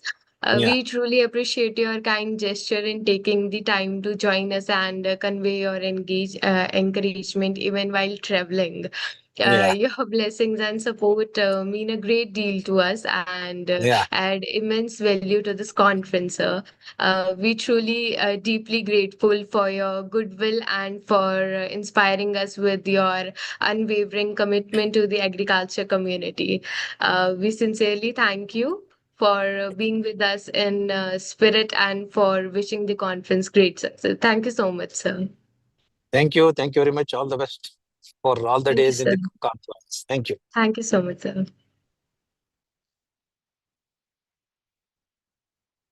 As for now, ladies and gentlemen, it is indeed our great privilege to have us Professor Chatranjan Kole, President of the International Climate Resilient Crop Genomics USA. Professor Kole is a globally acclaimed plant genomatics and celebrated for his groundbreaking contributions to crop genomics, molecular breeding, and the development on climate resilient crop varieties that are shaping the future of global agriculture. His visionary work has significantly advanced our understanding of plant genetics, enabling the creation of crops that can withstand the challenges posed by climate change, emerging pests, and environmental stresses. With an extraordinary body of published research, international collaborations, and leadership roles across scientific organizations worldwide, Professor Cole continues to inspire scientists and policymakers alike. Since we are deeply honored by your gracious presence, we extend a warm and respectful welcome to you and kindly request you to deliver your special address and guide us with your profound insight, sir. We welcome you, Professor Kohli, sir. Thank you very much. Good. Am I audible? Yes, sir, you are And audible. I'm visible also, right? Yes, sir. Okay. So, good afternoon to all. I see some of my good friends also, and just heard two great scientists and administrators had spoken before me. I told the organizers earlier that uh, I will have very short time today because I am heading the climate change program of European Union Pathfinder program, and I will join that meeting soon to chair it. But I wish to share some of my views, particularly with the younger generation. Uh, to my mind, agriculture is a completely different science and it should be treated completely in different outlook.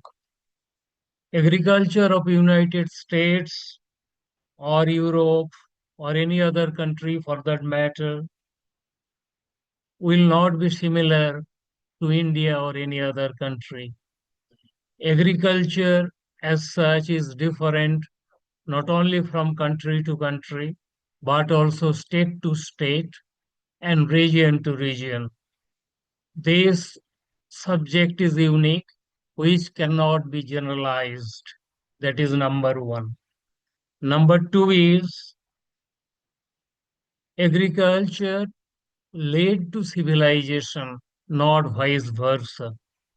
So, for the last 8,000 to 9,000 years, the farmers themselves are practicing agriculture. I believe their knowledge is by far more than we people, we the scientists and professors who believe that we should have the right to teach the farmers. Time has come. We have a rethought and get back to the roots and start first learning from the farmers, and then we combine the traditional knowledge and modern innovations for agricultural science. There are reasons why I am telling this. During the third agricultural revolution, when the so-called Green Revolution came, we took the varieties developed by Dr. Burlock, Dr. Khush, and others, introduced in India. But we followed the package of practices that those were recommended by the scientists who were motivated or backed by the multinational companies who were producing phytochemicals like fertilizers, fungicides, blah, blah, blah. And by that way, we didn't follow our traditional practices to grow the high-yielding varieties. We have ultimately damaged our soil, damaged our water and environment. And now we are talking about organic agriculture, natural farming, conservation agriculture, then many other aspects we are talking sustainable agriculture, but we should know that agriculture was always sustainable for almost 9,000 years that we have destroyed, and we are now trying to revive or go back to the traditional practices. So bottom line is this type of techniques which we are talking today, trying to introduce and trying to preach to the farmers, they are nothing new. Those were in practice. So let us go back to the farmers and do agriculture like that without without floating new terms in agriculture. Number three, I have been talking about food security for last 10 years in different platforms, right from FAO to other international platforms. But in India and many other countries, except 2, 3 countries, we are talking about food security. Last decade, we are obsessed with that.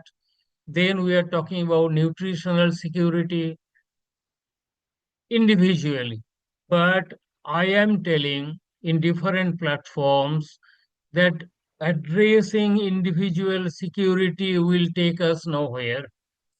We have to address all the insecurities at a time. Then only we can solve the problem. Food security, nutrition security, health security, environment security, and energy security. All these 5 insecurities form one nexus, and they are equally influenced or impacted by climate change and global warming. So I would tell the next generation of scientists that emphasize on total security, that is food security, rather than individual insecurities. And my next point is I am talking about designed agriculture last few years. That is, the need of agriculture is being changed like anything. Pardon me, anybody is commenting to me? Any comment to me? I'm hearing something. Okay. So I am talking about we should follow design crop breeding and design crop production together so that we can address individual needs for individual regions. That is very, very important.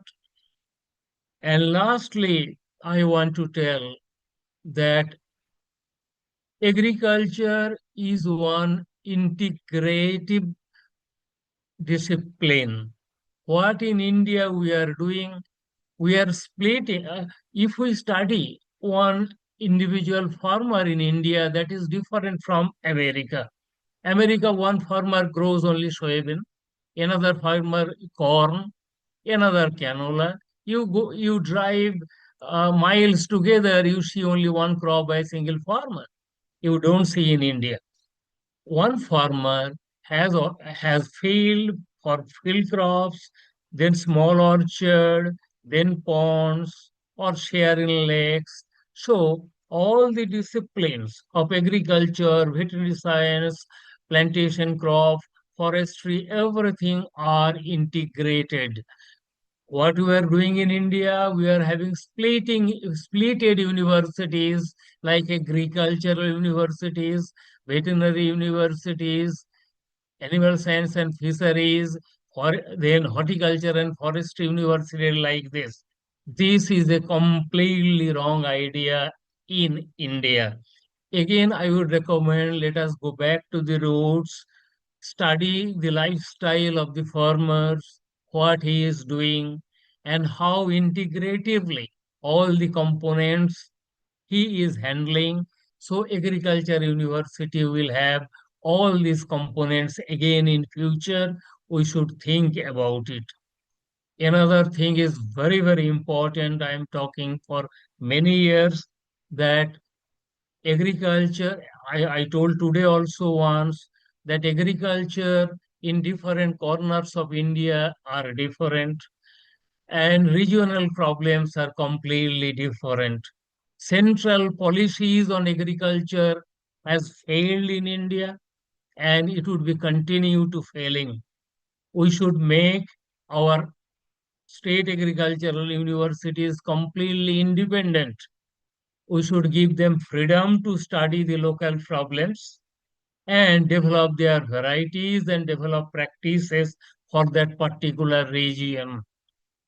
So if I develop, for example, as a plant breeder, if I develop one variety and go for acre trial all over India and study what is its collective performance all over India, I am not a good plant breeder because one variety is developed with particular objectives of a particular regional problems. So varieties should be developed by the universities for particular regions for a particular crop.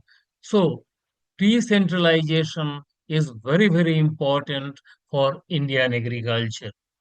So I think I could express some of my different views today, besides what I've been telling in different platforms on different subjects. And again, I have to enter in another meeting that is Horizon Pathfinder program of European Union. So I would like to thank the organizers for giving me this opportunity to express some of my views and particularly sharing these views with the younger generation.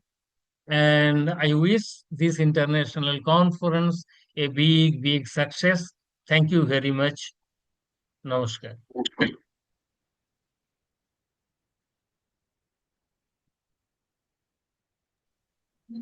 Thank you so much, sir. Thank you, Professor Kohli, sir, for this insightful speech. It was an honor to have you with us today.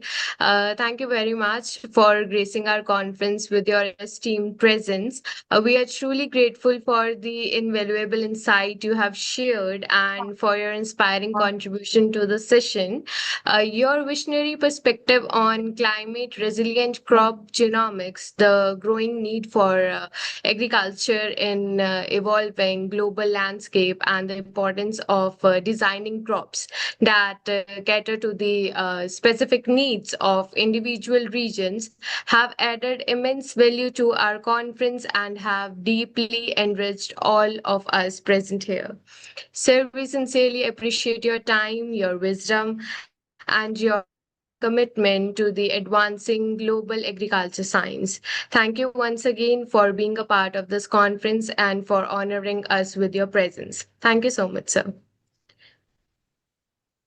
Now, I have the honor of inviting Professor Manikanda Bhupati sir, Professor of Plant Biotechnology at Tamil Nadu Agriculture University, Coimbatore, to address this esteemed conference. Professor Bhupati is widely celebrated for his groundbreaking contribution to molecular breeding, genome editing, quantitative genetics, and the development of crop varieties with enhanced abiotic stress tolerance. With an exceptional body of research, numerous scientific publications, and decades of dedicated service to agriculture biotechnology, he has significantly advanced our understanding of plant genetic improvement. His innovative efforts in translating cutting edge genomics technologies into practical applications have greatly benefited both the scientific scientific community and the farming sector. We are truly privileged to have such an accomplished researcher and academic leader among us today. Sir, we warmly welcome you. I respectfully hand over the session to you. Over to you, sir. Thank you, Sakshi. It's my pleasure to join with you. Just let me know whether you can speak.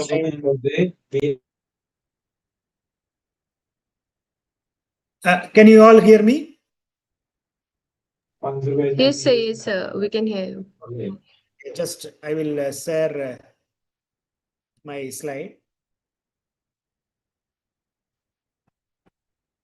Is it visible, Sakshi? Hello? Yes, sir. It's visible. Okay, right. Thank you for your kind words. What I am going to present now is what are the recent biotechnological approaches that help us to speedy as well as precise detection of viral diseases using tomato leaf curl virus as a case study.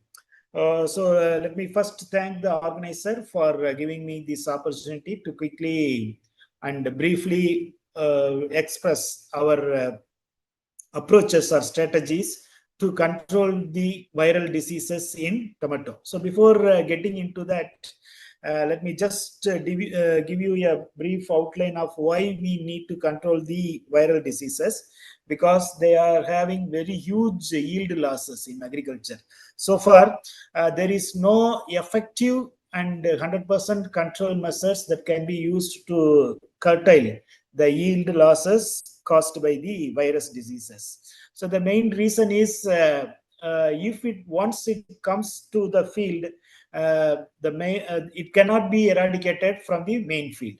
So what is required now is early and accurate detection, and whenever we have the earlier detection of these viral diseases, and they are very much essential to make any effective management practices. So that's why we are looking for a technology that give us very speedy as well as effective detection of the viral diseases. And we found that the advanced biotechnological tools, which I am going to explain in the third or fourth slide, are offering very rapid small quantity can be small numbers of the viral titer can be identified. That means it is these technologies are sensitive, and then more importantly, it can be deployed in the point of care. That is, it can be used in the field itself. For wherever we need, there itself we can detect that particular technology. Using this technology, we can detect the diseases. So I am going to focus on this biotechnological tool, how we can use to identify one of the important virus that cause huge yield loss in tomato. And it is not only a major threat to India, it's a threat in Asia and Asian countries, as well as in other countries wherever the tomato is grown. So let me first explain briefly what are the current challenges when we want to detect the viral diseases. And these are the major 4 important challenges. One is there is no visible symptom, earlier visible symptom, even though there is a latent infection. And another one is initially there won't be much viral density in the plants, but when they keep on accumulating, then only they can produce the sudden symptoms. So visible symptoms can be identified only when there is a medium to higher viral titer. And another important challenge in the viral disease detection is the mixed infection, which I will show in the last part of my discussion. So we may identify one particular virus using 1 or 2 available technology like ELISA and all. But in the actual condition, under the field situation, there are more than 1 viruses. So that makes them very difficult to identify using the current viral diagnostic tools. So what we need now is a field deployable. We cannot take away the samples from the field to lab because there, as I told you, there are low titer value. So we need to detect at the field itself. It should be highly effective as well as sensitive. Very, very low titer of viral load should be identified using this technology. And more importantly, it is inexpensive because at a time in a single field, we may analyze more than 100 samples to make it biological as well as technical replication, as well as to make any valid diagnostic conclusion and making information. We need very huge numbers of sampling. So if we depend on some of the technologies that are expensive, then it will not be very useful. So these are the challenges. We need to identify a very easy to use in the field, sensitive and inexpensive diagnostic tools are required. So conventionally, these methods, the methods that are used for this such purpose of virus diagnosis cannot be used because like the symptom based diagnosis as well as ELISA, which is antibody based one, because they are all time consuming, expensive, and there is a special skill required to do such kind of analysis. So this is what we have seen in the previous challenges that I have explained. So what we need is low cost, speedy, as well as simple technology, effective technology to diagnose the virus diseases. So here comes the role of biotechnological methods. So there are again several methods starting from PCR-based diagnostics, loop-mediated isothermal amplification, and CRISPR-based assays, and nanotech-based assay, which are just work on the basis of biosensor. So they are all seems to be ultra sensitive, these and all, but they have not yet reached in the commercial purpose. So they are all still under the laboratory purpose.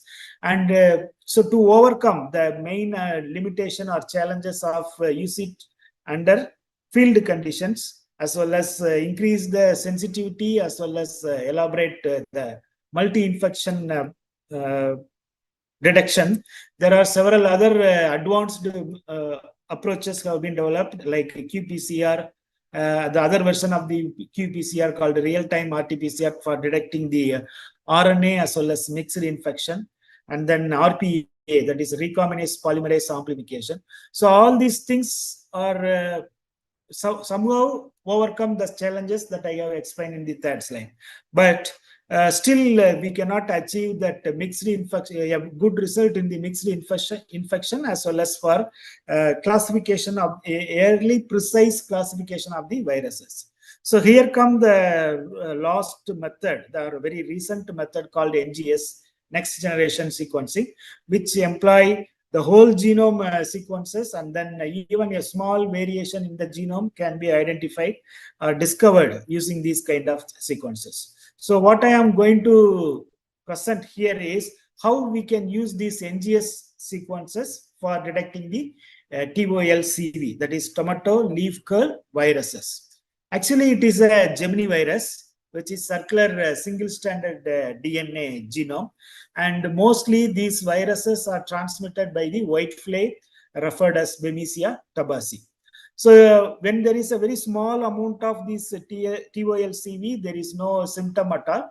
But after some times, when the virus load is multiplied, then we could be able to see leaf curling and yellowing, and then stunting of the plant, which ultimately lead to the poor yield, right? And the yield losses of up to 100% has been noticed in some of the things.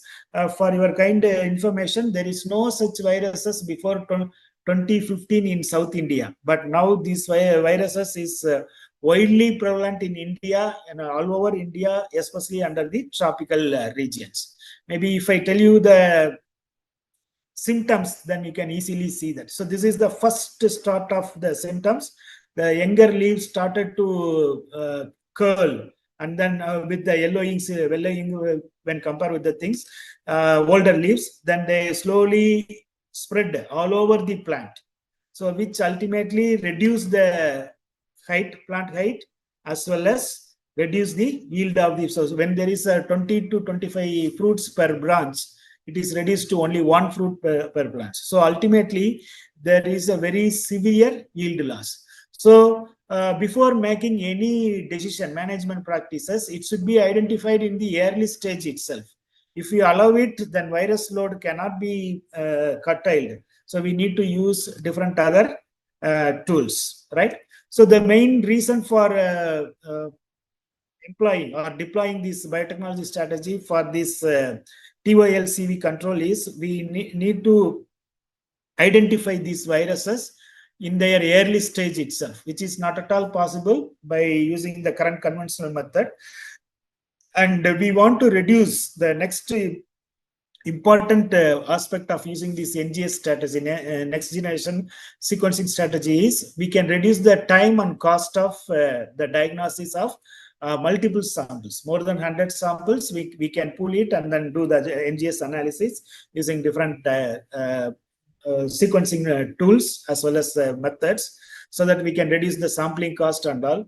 And another important impact of deploying this biotechnology strategy for virus diagnosis is we can easily translate the results from the lab to the field or even from the industry. And once we have generated such NGS data, then that will be the basis for all other biotechnological tools that are used in the future course of action. And more importantly, such NGS information, next generation sequence information of these TOLCV will be very much useful in breeding program to develop resistant varieties in tomato. Besides, we can also design very effective management strategies that are targeted against the whitefly. That is, the transmission of these viruses through the whitefly can be effectively managed only when what kind of viruses are transmitted by this whitefly. So by just changing the viral genome sequences, code protein mediated gene sequences, and so on, we can design a novel platform to control or arrest the whitefly transmission. So for all these things, impactful applications in agriculture, we need this NGS based the recent technology. And this is the paper that we have published recently in molecular biology reports, where we have used how we can employ the data that we have generated using the next generation sequencing for the effective control of tomato viruses using different kinds of strategies. So first I will focus on what are those strategies, and then how we did the sampling and all in this second part of my presentation. The main objective is how the viruses are entered into our target region, and then how it move from one place to the another place, and then how it has been evolved as a emerging threat to the tomato production, right? So our study area is focused on the northwestern part of the Tamil Nadu, that is a very south interior part of the India, and where we have these blue colored regions are the one which used to grow tomato widely. So these are the very good kind of country tomato, which are very much preferred by the South Indian people because of its unique flavor and texture that gives to the all the South Indian dishes that are prepared. Without tomato, so the country tomato, I guess there is no South Indian dishes prepared in our region. But nowadays, these regions are very much affected by these viral diseases. So we want to know what are the viruses that are present, and then how to control these viruses using a very efficient detection tools or diagnostic tools. So for that, first we have used the important gene of the viruses we call the code protein gene, which is referred as AV1. But soon after detecting that viruses, we found that there is no much differences between the already established viruses as well as only very slight differences. So just depending on only one gene, that is AV1, which codes for code protein gene alone, is not sufficient to make very good differentiation of the already existing viruses in India as well as elsewhere in the world. So what we did is we just used the entire genome of that viruses that have been isolated or collected from the 3 different regions of Tamil Nadu, where it has been, we have noticed a severe virus infection, especially during March, April to August 2023. So we have collected multiple samples, all have been cloned and then provided a ID, and we have made a genome sequencing of the entire viral TOLCV, and we found that they are in the range of 1,375 in the case of beta satellite kind of DNA to the maximum of 2,757 base pairs. So this indicates that our field, that tomato target or experimental field, is infected by both monopartite as well as dipartite viruses, DNA A and DNA B, as well as the monopartite viruses like alpha satellite or beta satellite and multanite virus and so on.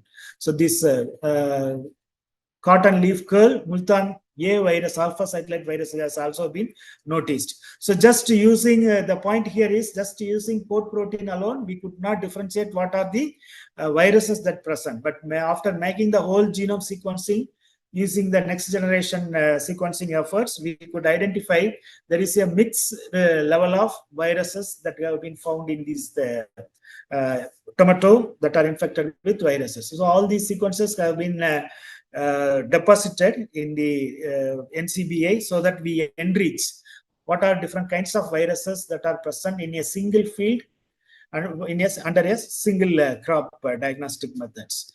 Right. The next, we have also analyzed their recombination ability. So this will help us to know what are the parental viruses and then in which breaking point they are evolved into new viruses. So for example, these are the 2 major and minor parents with the RDP, that is the recombination detection program that we have identified at this particular breakpoint. So the new kind of viruses have been identified because of this recombination between these 2.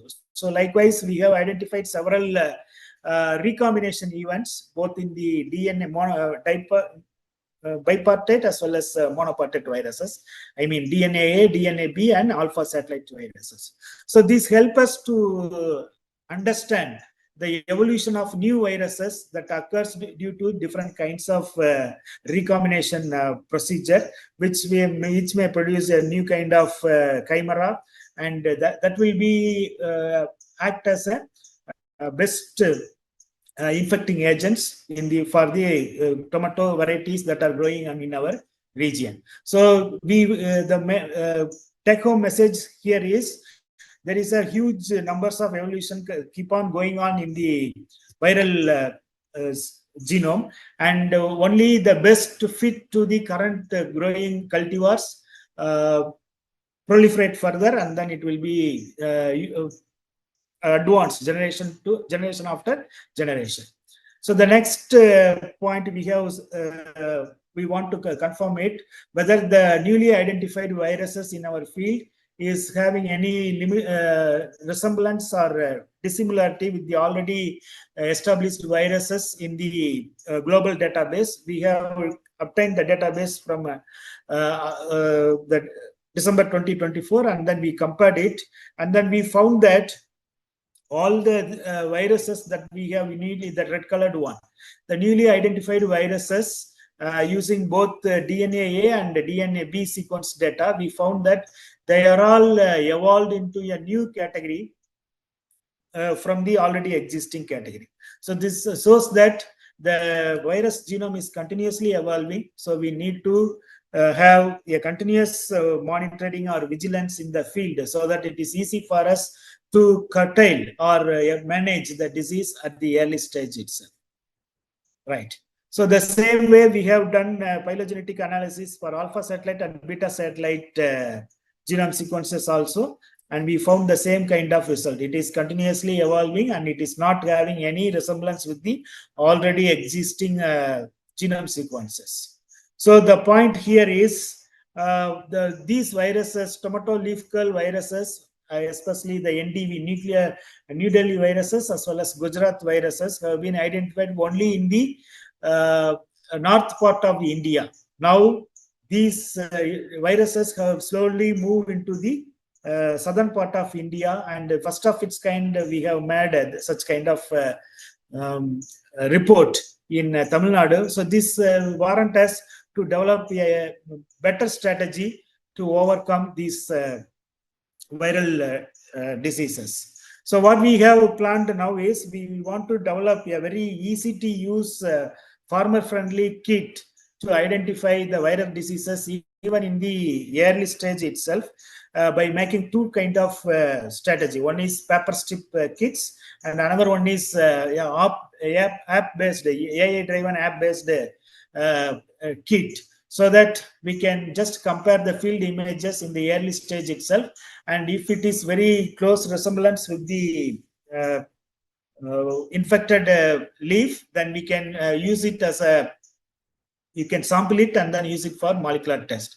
Similarly, the molecular test, we plan to have develop a kit that can detect all the known mixed viruses that affect the tomato plant, so that because of this integration or one-time identification of all multiple viruses in a single reaction or test, we can detect so many numbers of viruses in a single test itself.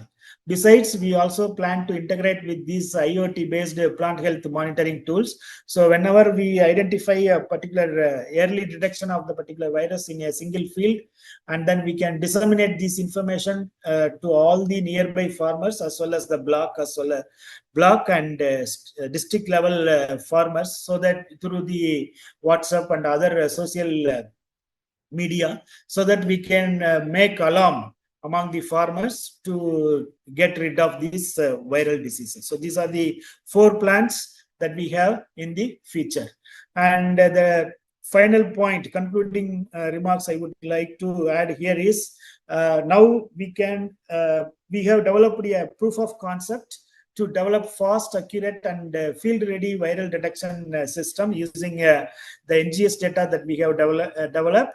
And then we now have LAMP as well as CRISPR. We have developed LAMP assay, but CRISPR assay paper test is under CRISPR paper test is under development. And we have demonstrated how this early detection in TOLCV will help us to reduce the yield losses under the viral process. The point here is we not only propose to identify the leaf samples, tomato leaf samples, we also identified some of the weeds that serve as an alternate host. So this will help us to reduce the virus latent period, so that we can effectively manage the viral diseases by eradicating the weeds alone. So our mantra for this TOLCV control is early detection using these biotechnological, fast, accurate, and field-ready tools. So this will help us to reduce the loss and ultimately lead to increase the production via the better management strategies. So I would like to acknowledge the funds that are produced by the One Health Plant Health initiative of CGIAR, along with the scientists from World Vegetable Center, Taiwan, and my research team at TNAU. So we all thankful to the funding agency, as well as the students and SRFs who have worked us along with the field. So thank you for your opportunities. Please get back to me if you need any queries through this email or WhatsApp number. That's all from me, Sakshi.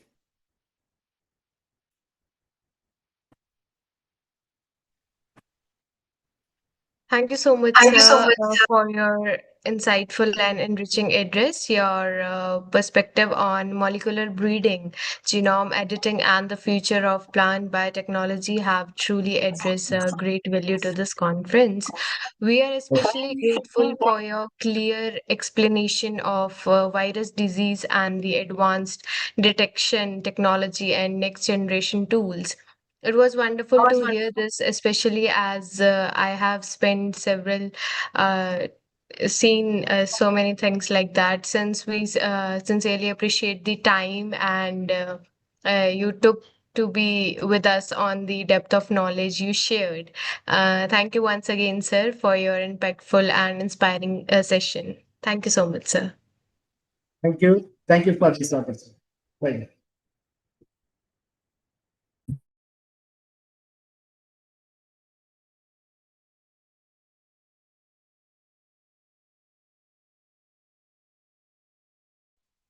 We will now pause for a lunch. I sincerely thank each one of you for your active participation, insightful engagement, and the wonderful energy you have brought to the session so far. Please take time to relax, refresh, and enjoy a meal. We kindly request all the guest and for rejoin us on this platform after the lunch break as we have many more enriching sessions and distinguished speakers lined up for the day. Thank you once again for being with us and we look forward to see you at 3 p.m. Thank you so much, all of you.